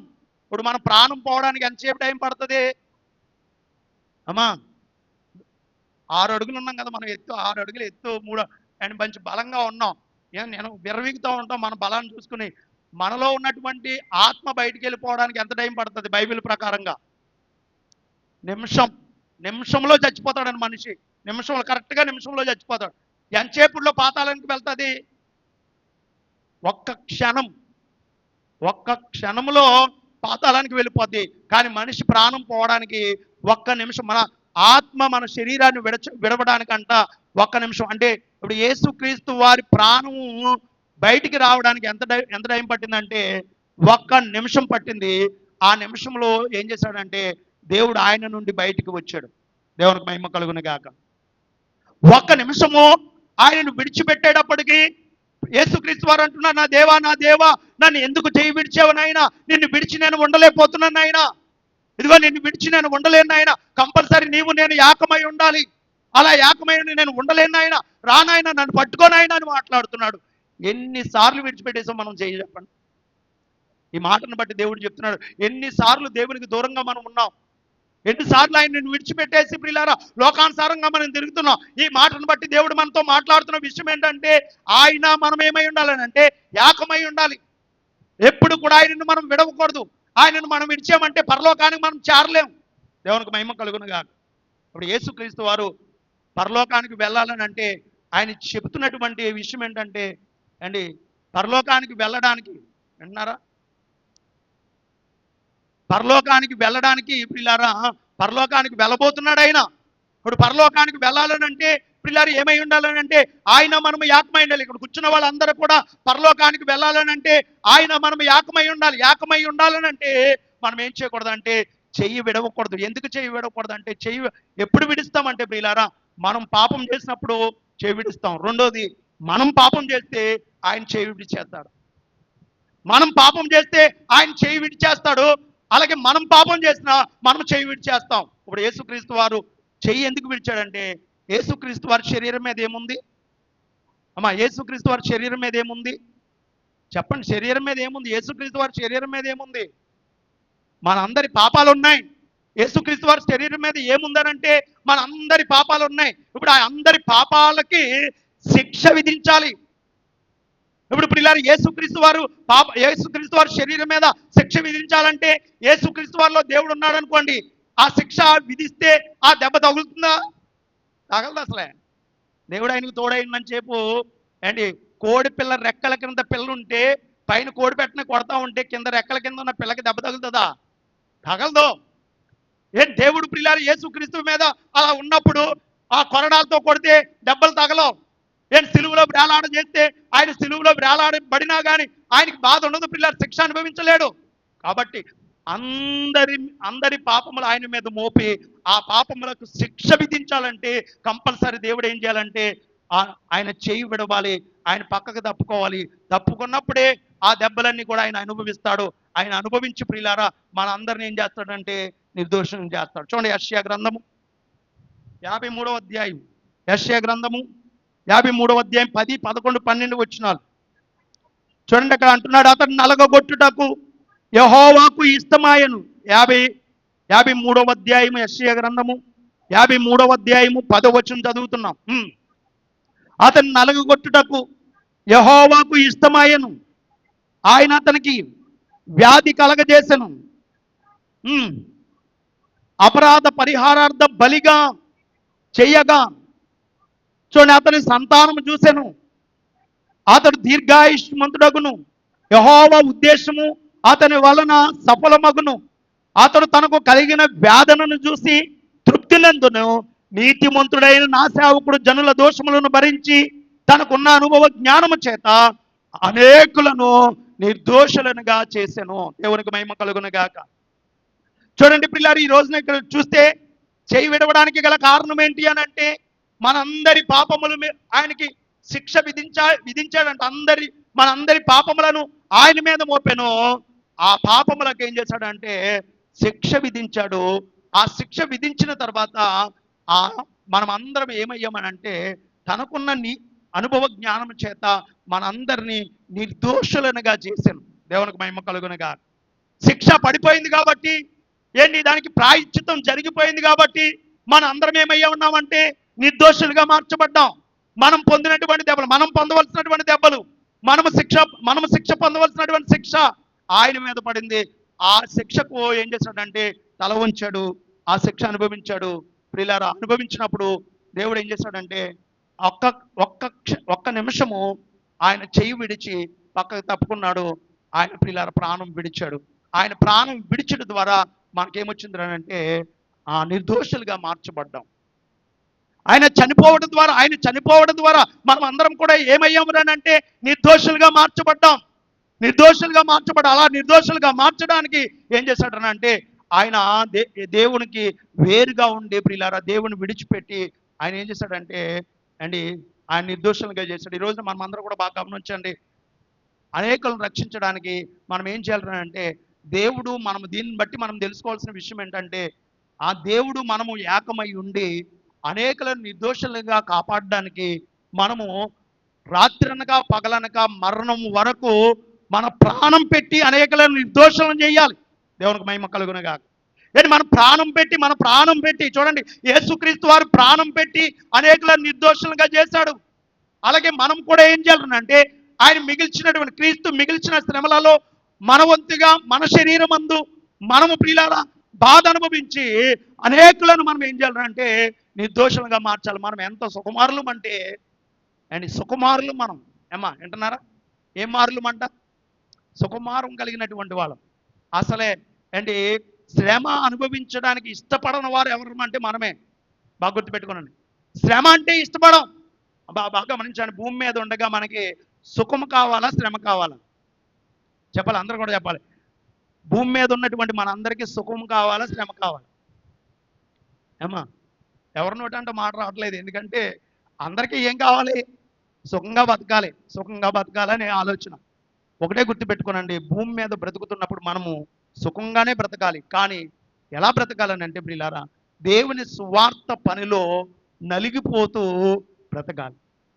దేవుని సువార్త పనిలో నలుగుతూ దేవుని సువార్త పనిలో నలగాలి. అందుకని అంటున్నాడు, ఇతరులకు బోధించిన తర్వాత నేను భ్రష్టుడినైపోతునేమో అని నా శరీరము నిన్న నలగగొట్టుకుని దానిని లోబర్చుకుంటున్నాను. మన శరీరము ఎప్పటికప్పుడే నలగగొట్టుకుంటూ దాన్ని లోబరుచుకుంటూ మనం బ్రతకాలి. బాగా ఆలోచన చేయండి. రక్షించబడిన వారందరి మీద ఒక భారం ఉంది. ఏంటనంటే సువార్త ప్రకటించవలసిన భారం రక్షించబడిన వారందరి మీద ఉంది. నువ్వు వెలిగించబడి నువ్వు కొంచెం కింద మంచం కింద ఉంటే రక్షించే వాళ్ళు ఎవరు? నా బోధ ఎలా ఉంటుందని అంటే ఆత్మాలు పాస్టర్ గారు 10 ప్రార్థనకి రావాలంటారు అన్నట్టుగా ఉంటుంది. పద్దాక ఇదే మాట చెప్తాడు. మరి అదే మాట చెప్తాం. బాధ్యత లేనోడికి ఏం చెప్తాం? పద్దాక బాధ్యత లేని కొడుక్కి ఏం చెప్తాం చెప్పండి అమ్మా? బాధ్యత లేని కొడుక్కి ఏమని చెప్తామంటే పద్దాక బాధ్యతలు నేర్పుతూ ఉంటాం, వాడికి బాధ్యతలు నేర్పుతూ ఉంటాం. బాధ్యతలు ఒరే అలా కాదు ఎలాగా, ఇలా కాదు అలాగని ఆత్మాలాడికి బాధ్యత లేనోడికి బజార్ అంతా తిరుగుతాడు. బాధ్యత లేనోడికి వాడికి శ్రమ వస్తుందని మనకు తెలిసి మనం ఏం చేస్తామంటే పద్దాక బాధ్యత గురించి చెబుతూ ఉంటాం. అలాగే సంఘం బాధ్యత లేకపోతే కాపరు ఏం చేయాలంటే పద్దాక చెబుతూ ఉండాలి, పద్దాక మొత్తుకుంటూ ఉండాలి. ప్రతి ప్రార్థనకు రండి అమ్మా, మీరు నశించిపోకూడదు, మీరు పాడైపోకూడదు, మీరు శ్రమల్లోకి వెళ్ళిపోకూడదు, కష్టాల్లోకి వెళ్ళిపోకూడదు, ప్రతి ప్రార్థనలో ఉండడానికి ప్రయత్నం చేయండి అమ్మా అని చెబుతూ ఉంటాం ప్రియులారా. అందుకనే బోధ ఎలా ఉంటుంది అంటే ప్రతి ప్రార్థనకు నేను రావట్లేదండి, అన్నే అని ఎత్తనాడని అనుకుంటున్నారు కొంతమంది. మిమ్మల్ని ఎవరిని అన్నం, సంఘాన్ని అంటారు. ఒకళ్ళని టార్గెట్ చేసి ఒకళ్ళని టార్గెట్ చేసి అసలు ఎప్పుడు మాట్లాడడం ప్రియులారా.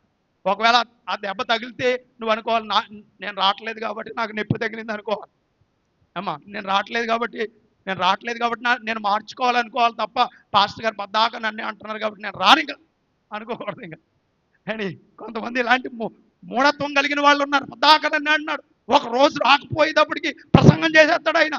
ఒక రోజు రాకపోతే చేసేస్తావు నీ మీద ఏమా? నువ్వంటే నాకు ప్రేమ, ఆయనంటే ప్రేమ, అందరంటే ప్రేమ. అన్ని గొర్రెల మీద ప్రేమ, ఒక గొర్రె మీద ప్రేమ ఉంటుందా?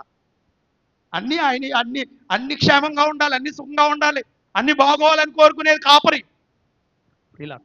కాబట్టి ఇక్కడ మనం తెలుసుకున్నాం, 4వ విషయం మాట్లాడుతున్నాడు ప్రియులారా. ఏమనంటే కంపల్సరీ మనము ఏకమై ఉండి ఏమయ్యాలంటే చక్కగా మనము ప్రియులారా అనేకలను రక్షించడానికి ప్రియులారా, ఆఖరికి మన ప్రాణం పెట్టైనా సరే అనేకలను రక్షించే పనిలో మనం ఉండాలి అండి. యేసుక్రీస్తు వారు తన శరీరం మందు ఆయన శిక్ష అనుభవిస్తూ ఆయన గాయపరచబడుతూ ఆయన శ్రమ అనుభవిస్తూ ప్రియులారా తనకున్నటువంటి ఆ శ్రమ అనుభవం వలన అనేకులను ఏం చేస్తాడంటే ఆ నిర్దోషులుగా అక్కడ లేఖనంలో మాట్లాడుతున్నాడు. ఏమనంటే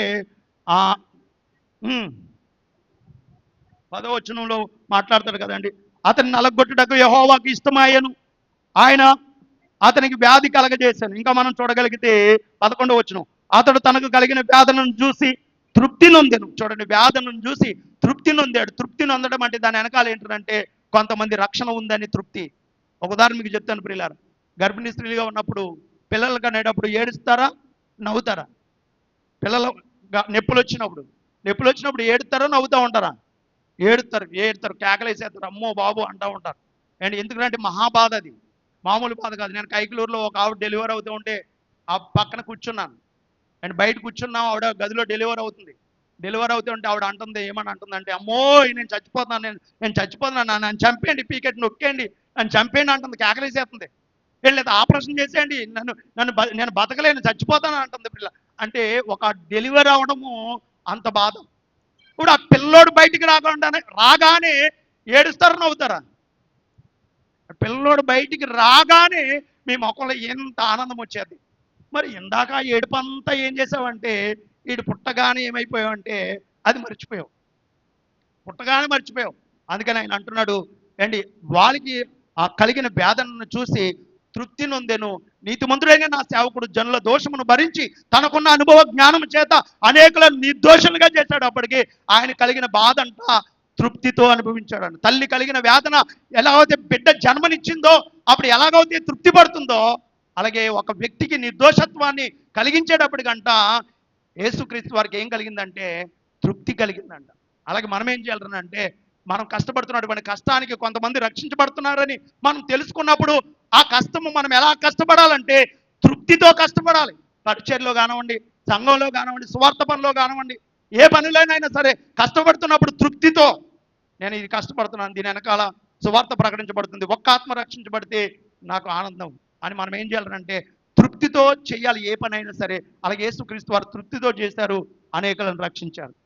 4వ మాటగా ప్రియులారా మనం ధ్యానం చేసాము.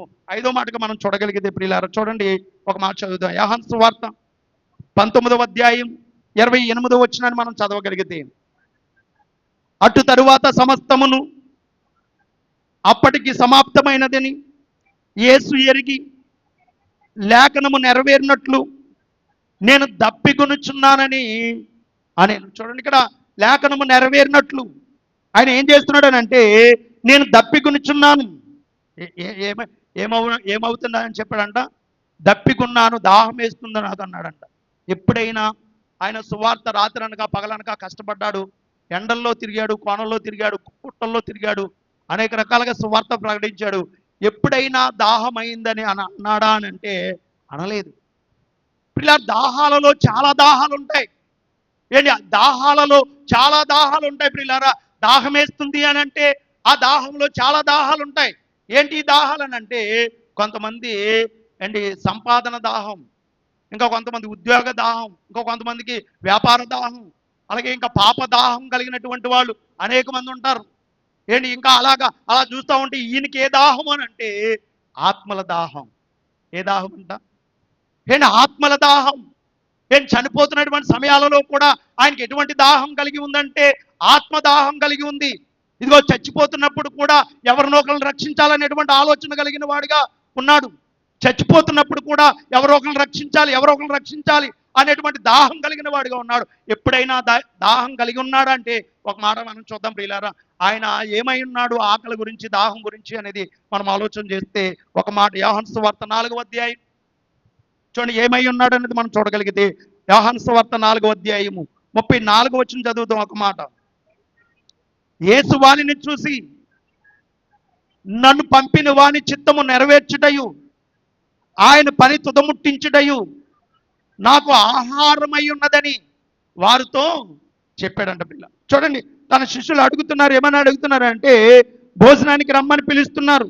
భోజనానికి రమ్మని పిలుస్తున్నప్పుడు ప్రియులారా వాళ్ళు ఏమని చెప్పారు? అప్పుడు యేసుక్రీస్తు వారు ఏమంటున్నారు అంటే యేసు వారిని చూసి నన్ను పంపిన వాని చిత్తము నెరవేర్చుటయు ఆయన పని తుదముట్టించుటయు నాకు ఆహారమై ఉన్నది. అంటే ఈయనకి ఆహారము ఆకలి అయిందని ఎప్పుడు కూడా అనలేదు, దాహం అయిందని ఎప్పుడు అనలేదు.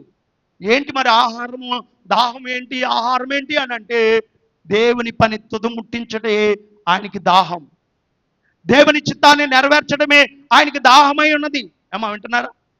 ఆకలి వేసేస్తుందా? ఏం అవ్వలేదు టైం. ఏమా 3 దాకా, ఎన్నింటి దాకా?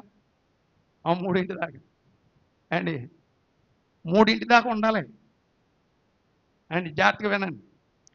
నేను ఇక్కడ ఆలోచన చేసినట్లయితే ఆయనకి ఎప్పుడైనా ఆకలేసిందా, దాహం వేసిందని అంటే ఆయన అంటున్నాడు, శిష్యులు భోజనానికి పిలుస్తున్నప్పుడు అంటున్నాడు, ఏమని అంటున్నాడంటే యేసు అంటున్నాడు, ఇదిగో నా తండ్రి చిత్తము నెరవేర్చుట నాకు పని. దేవుని పనిలో ఉన్నప్పుడు ఆకలి వేయకూడదు, టైం ఎంక చూడకూడదు, టైం ఎంక అసలు ఎవరు చూడకూడదు ఏంటి, టైం ఎంక చూడకూడదు, ఆకలి గురించి ఆలోచన చేయకూడదు ఏంటి, భోజనం పని విషయంలో దేవుని పనిని పాడు చేయకూడదు. ఏంటి భోజనం లేకపోయినా చూడండి ఇప్పుడు ఎలాగుందంటే పరిస్థితి. సభలకు ఎంత ఖర్చు అవుద్ది చెప్పండి? ఏమో చెప్పాలి. సభలకు ఎంత ఖర్చు అవుద్ది? సభలకు ఎంత ఖర్చు అవుద్ది అంటే ఒక 50,000 వేసుకోండి సభలకి ఖర్చు, అంటే సువార్తకి. భోజనాలకి ఎంత అవుద్ది? భోజనాలకి ఎంత అవుద్ది? ఇంకొక 50,000 అవుద్ది అండి. భోజనాలు పెట్టుకోకుండా ఉంటే సభలు ఎంతకు అయిపోతాయి? 50,000కి అయిపోతాయి. భోజనాలు పెట్టకుండా ఉంటే 50,000కి అయిపోతాయి. భోజనాలు పెడితే ₹1,00,000కి వెళ్ళిపోతుంది. ఇప్పుడు భోజనాలు పెట్టకపోతే సంఘం రాదని అంటే రాదు. మన సంఘమే కాదు, ఏంటి చుట్టుపక్కల ఉన్న వాళ్ళందరూ కూడా రారు. ఒకరోజు చూస్తారు, రెండో రోజు మొత్తం కామైపోద్ది. ఏంటంటే చూడండి ఎలాగుంటుంది అంటే సువార్త పనిలో ఏంటి భోజనాలు పెట్టకపోతే చూడండి, భోజనాలు పెట్టకోకుండా సువార్త పని చేస్తే సంవత్సరానికి 2 మీటింగులు చేయొచ్చు. దేవునికి మహిమ కలుగున గాక. 2 మీటింగులు చేయొచ్చు. ఈ డబ్బులతో 2 మీటింగులు చేయొచ్చు. భోజనాలు సువార్తకి ఎంత ఖర్చు అవుతుందో భోజనాలకు అంత ఖర్చు అయిపోతుంది. సువార్తకి ఖర్చు అయినంత కంటే ఎక్కువ భోజనాలు ఖర్చు అయిపోతుంది. ఒక్కరోజు దగ్గర దగ్గర 30-40 వేల రూపాయల భోజనాలు, చివరి రోజు 30-40 వేల రూపాయల భోజనాలకు అయిపోతాయి. ఏమా నేను ఎందుకు ఈ విషయాన్ని చెప్తున్నానంటే సువార్త ప్రకటించినప్పుడు పిల్లారా భోజనాలు లేకపోతే ఎంత మెరుగు తెలుసండి. ఏమా మనం భోజనాలు లేకపోయినా నేను వెళ్ళిపోవాలనుకోవాలి, భోజనాలు ఉంటేనే నేను వెళ్తానని అనుకోకూడదు. అసలు దాన్ని ఊసే ఎత్తకూడదు, దాన్ని ఊసే ఎత్తకూడదు. పిల్లలు ఇక్కడ ఆలోచన మనం చేసినట్లయితే ఇక్కడ ఆయన ఎప్పుడైనా ఆకలిగా ఉన్నాడని అంటే ఆకలిగా లేడు ఎప్పుడు కూడా. ఆయన పని తుదముట్టించుటే ఆహారమై ఉన్నది అని చెప్పాడు పిల్లల లేఖనంలో. అంటే ఏంటి తండ్రి చిత్తం, తండ్రి పని ఏంటి, ఏ పని మీద వచ్చాడు అనేది మనం ఆలోచన చేస్తే ఒక మాట హెబ్రీయులకు రాసినటువంటి పత్రిక చూడండి. హెబ్రీయులకు రాసినటువంటి పత్రిక 10వ అధ్యాయం 10వ వచనం చదువుదాం. హెబ్రీయులకు రాసినటువంటి పత్రిక చూడండి, హెబ్రీయులకు రాసినటువంటి పత్రిక 10వ అధ్యాయం 10వ వచనం. యేసుక్రీస్తు యొక్క శరీరము ఒక్కసారి అర్పింపబడుట చేత ఆ చిత్తమును బట్టి మనము పరిశుద్ధపరచబడి ఉన్నాము. చూడండి, ఇక్కడ అంటున్నటువంటి మాట మీరు బాగా గమనించినట్లయితే 10వ అధ్యాయం 10వ వచనం మనం చూస్తున్నాము. యేసుక్రీస్తు ఒక్క శరీరము ఒక్కసారి అర్పింపబడుట చేత ఆ చిత్తమును బట్టి మనం అందరము పరిశుద్ధపరచబడి ఉన్నాము. అంటే యేసుక్రీస్తు వారు తన శరీరమును సమర్పించుకున్నట ద్వారా ఏ పని మీద ఈ లోకానికి వచ్చాడనంటే యేసుక్రీస్తు వారు తన శరీరమును అర్పించుకోవడానికి వచ్చాడు. పిల్లలు తన శరీరాన్ని అర్పించుకోవడానికి వచ్చాడు, తన శరీరాన్ని తృప్తిపరచుకోవడానికి రాలేదంట. దేవుని చిత్తం ఏంటంటే ఆయన నలగొట్టుటకు ఆయనకి ఇష్టమాయను. ఆకలి చేత దప్పికల చేత నలగొట్టి అనేకులను రక్షించాలనేటువంటి ఉద్దేశం అది. అందుకని ఇక్కడ అంటున్నాడు, యేసుక్రీస్తు యొక్క శరీరము ఒక్కసారి అర్పింపబడుట చేత ఆ చిత్తమును బట్టి మనం అందరము ఏమై ఉన్నామంటే పరిశుద్ధపరచబడి ఉన్నాము.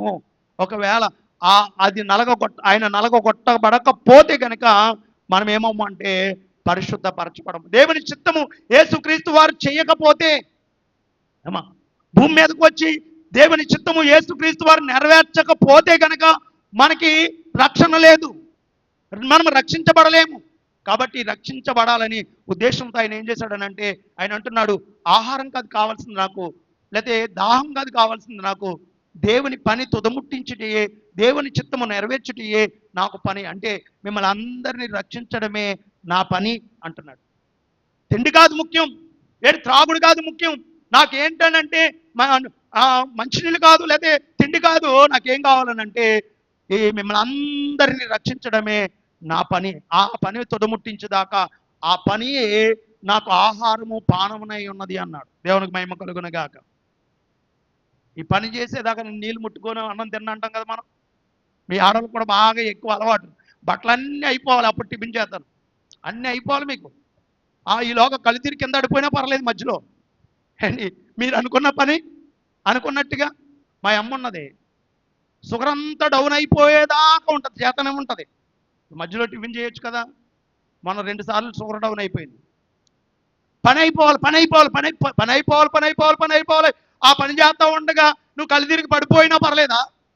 మధ్యలో పని ఆపి వచ్చి టిఫిన్ చేసి టీ తాగిన తర్వాత చేసుకోవచ్చు కదా.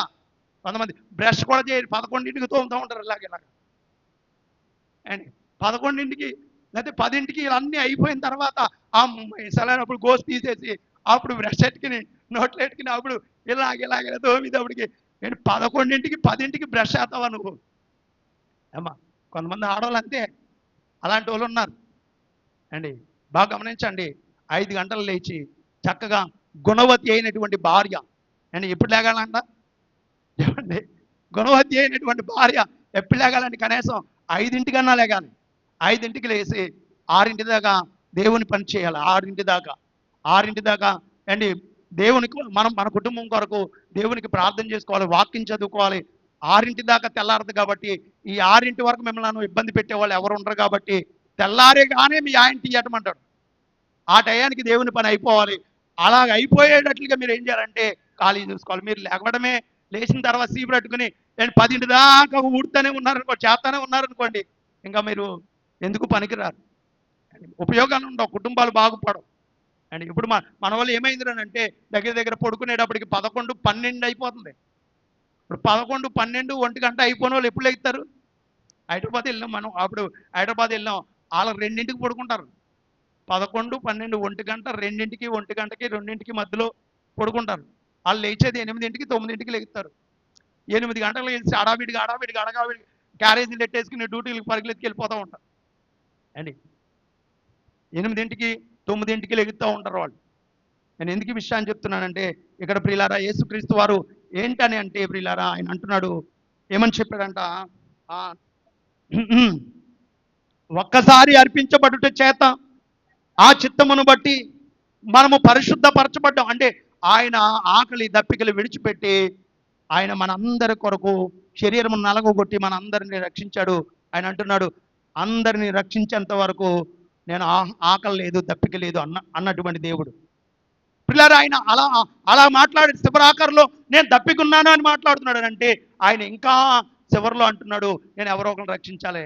ఆయన రక్షించాడా లేదనంటే సిలువలో బ్రేలాడబడుతున్నటువంటి దొంగను సిలువలో బ్రేలాడబడుతున్నటువంటి దొంగను రక్షించాడు. బల్లింపోటు పొడుస్తున్నటువంటి ఆ దొంగలను, ప్రియులారా అక్కడ ఉన్నటువంటి బందిపోటు దొంగలను వాళ్ళందరినీ కూడా మార్చడం జరిగింది. ఆయన ప్రవర్తనను బట్టి వాళ్ళ ప్రవర్తనను చూసి మారిపోయారు.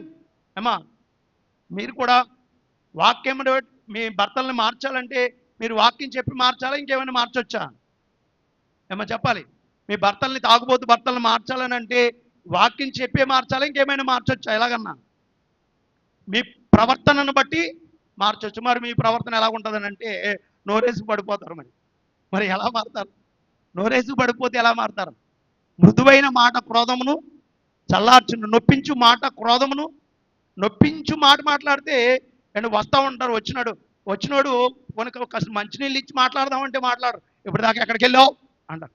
ఏదో గరానాగా ఇంట్లో కూర్చుని గరానాగా ఇప్పటిదాకా ఏం చేసావు, ఎక్కడికి వెళ్ళావు అంటే బయటికి వెళ్ళినాడు, ఏదో పని ఉంటుంది, ఎక్కడ ఇక్కడ ఆగుతాడు, వస్తాడో లేట్ అవుతుంది. వచ్చినోడు కొంచెం మంచినీళ్ళు ఇచ్చి అడిగే తర్వాత కూర్చున్న తర్వాత ఏంటంటే లేట్ అయిందని అడిగితే దానికి సమాధానం చెప్తాడు. ఆయన మంచినీళ్ళు కూడా ఇవ్వకోకుండా గరానగా ఎక్కడికి వెళ్ళావు అని కల్లారు చేసి మాట్లాడేస్తే అలా మాట్లాడే వాళ్ళు ఉన్నారు. అడు మాట్లాడంటే అమ్మో తలకాయ పోడు, దీని దగ్గరికి వచ్చేటప్పటికి బయటికి వెళ్ళిపోతే మంచిదని బయటికి వెళ్ళిపోతాడు. కొంతమంది గయ్యాలి అయిన భార్యతో పెద్ద ఇంట్లో ఉండుట కంటే మిద్ది మీద ఒక మూలన నివసించుట మీరు. ఇంకో మాట చెప్పాడు, అండ్ ఏమన్నాడంటే ముసురు దినమున కురియు వర్షమును గయ్యాలి అయిన భార్య. ముసురు దినమున కురియు వర్షం అంటే అది వర్షం కురుస్తూనే ఉంటుంది. అలాగే గయ్యాలి అయిన భార్య వాగుతూనే ఉంటుంది, పొద్దున్నుంచి వాగుతూనే ఉంటుంది, నోరు ఆపదు. ఈ వర్షం కూడా పొద్దున్న స్టార్ట్ అవుతుంది, ముసురు పట్టిందంటే అలా కురవదు ఆగదు. మనం అనుకుంటాం గట్టిగా ఒకసారి కురిసేది ఆగిపోవచ్చు కదండి, ఇది ఎక్కడ దిక్కుమాల వర్షం అనుకుంటాం. అది కురవదో ఆగదు. అలాగే ఈవిడితో అంటాం, ఏదో మాట్లాడేది గట్టిగా మాట్లాడి ఆగిపోవచ్చు కదంటే ఈవిడ గట్టిగా మాట్లాడదు ఆగదు. ఇలాంటి వాళ్ళు ఉన్నారు కొంతమంది. ఏమా అలా ఉంటే కుదరదు.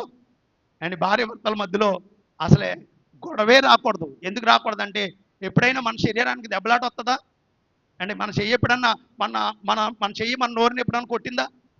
కొట్టలేదు. మరి ఎందుకు భార్య భర్తలకు మధ్యలో దెబ్బలాట వస్తుంది అంటే ఏంటి, భార్య అనుకుంటున్నావు అది ఎక్కడి నుంచో వచ్చింది అనుకుంటున్నావు, నీ శరీరంలో వచ్చిందని అనుకోవట్లేదు. నా శరీరంలో ఉన్న అర్ధభాగమే అనేటువంటి ఆలోచన ఎవరిలో అయితే ఉండదో ఏంటి వారు భార్యను కొడతారు, ఏంటి భర్తను తిడతారు. నా శరీరం, మా ఇద్దరం ఏక శరీరం అనుకున్న వాళ్ళు ఎప్పుడు కూడా ఒకరినొకరు తిట్టుకోరు. మీరు ఒకటే గుర్తుపెట్టుకోండి, మా ఇద్దరం ఒకటి అనుకున్న వాళ్ళు ఎంతమంది? చేతండి. మా ఆయన నేను ఒకటి అనుకున్నవాళ్ళు ఎత్తలేకపోతున్నారు, ఎవరో ఒక్కళ్ళు కూడా ఎత్తులేదు అండి. మా ఆయన నేను ఒకటేనండి, ఒక శరీరం అండి. దేవుడు చెప్పే లేఖనంలో మీరిద్దరు కాక ఏకమై ఉన్నారు. ఒక్క శరీరం ఎప్పుడైందని అంటే భార్య భర్తలు ఇద్దరిని కలిపిన తర్వాతే ఒక్క శరీరంగా అయింది. అంతకుముందు అర్ధ శరీరంగానే ఉన్నాం. ఏకమైన తర్వాతే ఒక్క సంపూర్ణ వ్యక్తిగా మార్చబడ్డాం ప్రియులారా. కాబట్టి ఇక్కడ ప్రభు చెప్తున్నాడు ఏమనంటే, ఈ మాటను బట్టి మనం తెలుసుకోవాల్సిన విషయం ఏంటంటే ప్రియులారా, మన శరీరం నలగగొట్టి అనేకులను మనం ఏం చేయాలంటే నిర్దోషులుగా మార్చాలి. ప్రవర్తన చూపించి అనేకులను నిర్దోషులుగా మార్చాలి. శివరాకర్లో మనకు అదే చెప్పాడు ప్రియులారా. ఇంకా మనం ఆలోచన చేస్తే కనుక 6వ మాట గురించి మనం ఆలోచన చేస్తే ఒక మాట చదువుదాము. యోహాను సువార్త 19వ అధ్యాయము 30వ వచనం ఒక మాట చూడండి. యేసు ఆ చెరక పుచ్చుకుని సమాప్తమైనదని చెప్పి తల వంచాడంట ప్రియులారా. ఆ సమాప్తమైనది అనేటువంటి మాట అక్కడ చెప్పడం జరిగింది. సమాప్తమైనది అంటే అన్ని పనులు చేసిన తర్వాత ఆయన ఏమంటున్నాడంటే ఆ చెరకు ఇచ్చారంట, ఆ చెరకు పుచ్చుకుని ఏమంటున్నాడంటే సమాప్తమైనది అంటున్నాడు. ఏం సమాప్తమైంది పిల్లలు? ఏం సమాప్తమైంది అని అంటే ఏం సమాప్తం చేశాడు ఆయన? యేసుక్రీస్తు వారి భూమి మీదకి వచ్చి అక్కడ సిలువలో పలుకుతున్నటువంటి మాట సమాప్తమైనది అనేటువంటి మాట పలుకుతున్నాడు ప్రియులారా.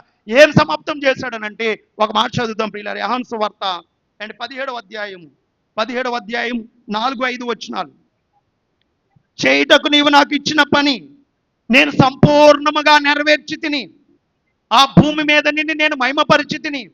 తండ్రి, లోకం పుట్టక మునుపు నీ యొద్ద నాకు ఏ మహిమతే ఉన్నదో ఆ మహిమతో ఇప్పుడు నన్ను నీ యొద్ద మహిమపరచు. చూడండి ఆయన అంటాడు, ప్రభువా, చేయడానికి నువ్వు ఏ పని అయితే నాకు ఇచ్చావో, ఆయన అంటున్నాడు, ఇది చేయడానికి నువ్వు నాకు ఇచ్చినటువంటి పనంతా కూడా నేను సంపూర్ణంగా నెరవేర్చి తిని.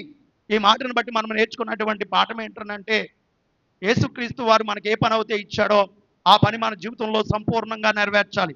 భార్య భర్త పాత్ర, నా జీవితాన్ని చూస్తే భర్త పాత్ర, తండ్రి పాత్ర, తాత పాత్ర అండ్ ఇలాగా నేను ఒక్కొక్క పాత్రలో దిగుతున్నాను. కానీ ప్రతి పాత్రలో నేను ఏం చేయాలంటే దానికి న్యాయం చేయాలి. కుమారుడు పాత్ర, ఫస్ట్ కుమారుడు పాత్ర, తర్వాత అండి ఆ భర్త పాత్ర, తండ్రి పాత్ర, మా తాత పాత్ర, ఈ పాత్రలన్నీ నేను ఏం చేస్తున్నానంటే నేను పిల్లరా దాటుకుంటూ వస్తున్నటువంటి నేను శివరాకర్లో నేను ఏం చేయాలంటే దేవుడు నాకు అప్పగించినటువంటి పని సంపూర్ణంగా నెరవేర్చాలి. సంపూర్ణంగా అక్కడ అంటాడు ప్రసంగి గ్రంథంలో, ఇదిగో నీకు నీ చేతికి వచ్చిన ఏ పని అయినా సరే శక్తి లోపం లేకుండా చెయ్యి, శక్తి లోపం లేకుండా చెయ్యి. యేసుక్రీస్తు వారు శక్తి లోపం లేకుండా చేశాడు. ఆఖరి బొట్టు వరకు ఆయన ఏం చేశాడంటే పని చేస్తూనే ఉన్నాడు. మనతో కూడా మాట్లాడుతున్నాడు. కంపల్సరీ ఇదిగో నీ చేతికి వచ్చినటువంటి పని, ఇదిగో నువ్వు ఏం చేయాలంటే నువ్వు చచ్చిపోయేలోగా దేవుడు నీకు అప్పగించినటువంటి పని ఏదైతే ఉందో ఆ పని అంతా కూడా సంపూర్ణంగా నెరవేర్చాలి. అందుకని నేను నెరవేర్చాను దేవా, నువ్వు నీ చిత్తము భూమి మీద నేను జరిగించాను, నువ్వు అప్పగించినటువంటి పని నేను చేశాను, ఇదిగో నువ్వు ఏదైతే చెప్పావు అదంతా నేను చేశాను, సమాప్తం చేస్తున్నాను ఆయన అని మాట్లాడాడు ప్రియులారా. సమాప్తం చేస్తున్నానని మాట్లాడిన తర్వాత ప్రియులారా 7వ మాటలో చెప్పాడు ఏమనంటే, కింద వచనంలో 7వ మాటలో మాట్లాడాడు. లూకాసు వార్త 23వ అధ్యాయం 46వ వచనంలో అంటున్నాడు, యేసు గొప్ప శబ్దంతో కేక వేసి, తండ్రి, నీ చేతికి నా ఆత్మను అప్పగించుకునిచున్నానని మాట్లాడాడు. అంటే శివరాకర్లు అంటున్నాడు లాస్ట్లో సమాప్తమైందని చెప్పిన తర్వాత ప్రియులారా 6వ మాటలో 7వ మాటలో అంటున్నాడు, ఏమంటున్నాడంటే ఆయన పెద్ద కేక వేసి ప్రాణం విడిచినప్పుడు అంటున్నాడు, తండ్రి, నా ఆత్మను నీ చేతికి అప్పగిస్తున్నాను. ఇదిగో నువ్వు ఈ లోకంలోనికి పంపించావు నాయన. ఈ లోకంలోంచి పంపించినటువంటి ఆత్మ ఎవరు వెంట వెళ్ళలేదు, అపవాదిని వెంబడించలేదు. నువ్వు ఎలాగైతే పంపించావో పరిశుద్ధుడిగా, అలాగే చివరి వరకు నేను ఎలాగున్నానంటే పరిశుద్ధుడిగానే ఉన్నాను. ఇదిగో నా ఆత్మను నీకు అప్పగిస్తున్నాను నాయన అని ఆయన ఏం చేశాడనంటే యేసుక్రీస్తు వారి ఆత్మను తండ్రి అయిన దేవునికి అప్పగించడం జరిగింది. ఈ మాటను బట్టి మనం తెలుసుకోవాల్సిన విషయం ఏంటంటే, మన ఆత్మను మనం ఎలాగైతే భూమి మీదకి వచ్చాం, ఎలా వచ్చాం మనం భూమి మీదకి అమ్మా, ఎలా వచ్చాం భూమి మీదకి? పాపిగా వచ్చామా, దుర్మార్గులుగా వచ్చామా? యథార్థవంతులుగా వచ్చాం. యేసుక్రీస్తు వారు కూడా పరిశుద్ధుడిగా వచ్చాడు, వెళ్తున్నప్పుడు కూడా పరిశుద్ధుడిగా వెళ్ళాడు. అలాగే మనతో కూడా ఈ మాటను బట్టి మనం నేర్చుకోవాల్సిన విషయం ఏంటంటే, ఆయన అంటున్నాడు, ఇదిగో నేను ఆత్మను తండ్రికి అప్పగిస్తున్నాను. ఆయన తండ్రి ఆత్మను చేర్చుకున్నాడు, అలాగే మన ఆత్మను కూడా చేర్చుకోవాలనంటే నువ్వేమై ఉండాలంటే ఆయన ఒక మాట చెప్తున్నాడు. చూడండి, పేతురు గారు రాసినటువంటి మొదటి పత్రిక 4వ అధ్యాయం 19వ వచనం. మొదటి పత్రిక 4వ అధ్యాయము 19వ వచనం. కాబట్టి దేవుని చిత్త ప్రకారము, చూడండి, కాబట్టి దేవుని చిత్త ప్రకారము బాధపడువారు సత్ప్రవర్తన గలవారై నమ్మకమైన సృష్టికర్తకు తమ ఆత్మలను అప్పగించుకొనవలెను. చూడండి, కంపల్సరీ. ఇదిగో మీరు ఆత్మ గురించి ఆలోచన చేయకుండా వదిలేస్తున్నారేమో, నీ శరీరం గురించి ఆలోచన చేస్తున్నావేమో. మహాశక్తివంతమైనటువంటి ఆత్మ నీ లోపల ఉంది అమ్మా, మహాశక్తివంతమైన ఆత్మ నీ లోపల ఉంది. చూడండి, బాగా గమనించండి. ఫ్యాన్ తిరుగుతుందంటే ఎలా తిరుగుతుంది? లోపల కరెంట్ ఉంటేనే తిరుగుతుంది.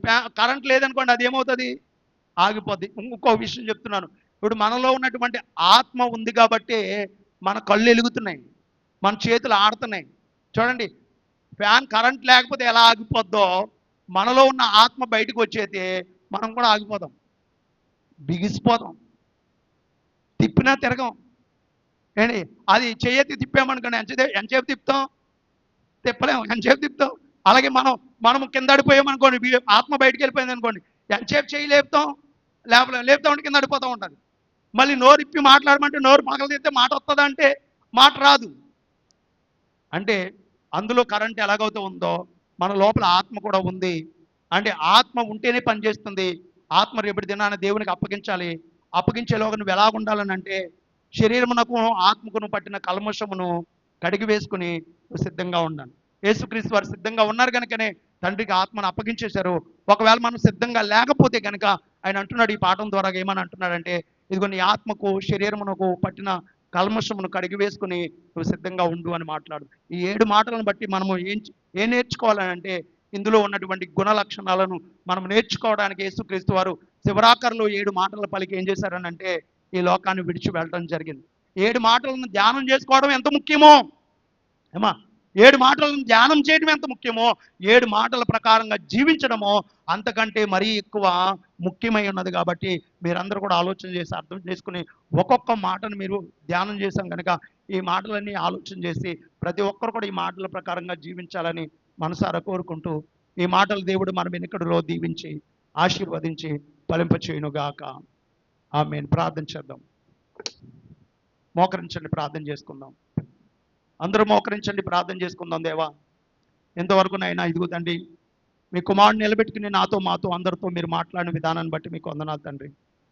ప్రభు, ఆ 7 మాటలు ధ్యానం చేయడానికి మీరు చూపించినటువంటి కృపను బట్టి మీకు వందనాలు నాయనా అని ప్రార్థన చేద్దాం. ఒక చిన్న ప్రార్థన మీరు చేసుకోనండి. దేవా, నాతో మాట్లాడిన విధానాన్ని బట్టి మీకు వందనాలు. ప్రార్థన చేద్దాం. ఝాన్సీ ప్రార్థన చేద్దాం.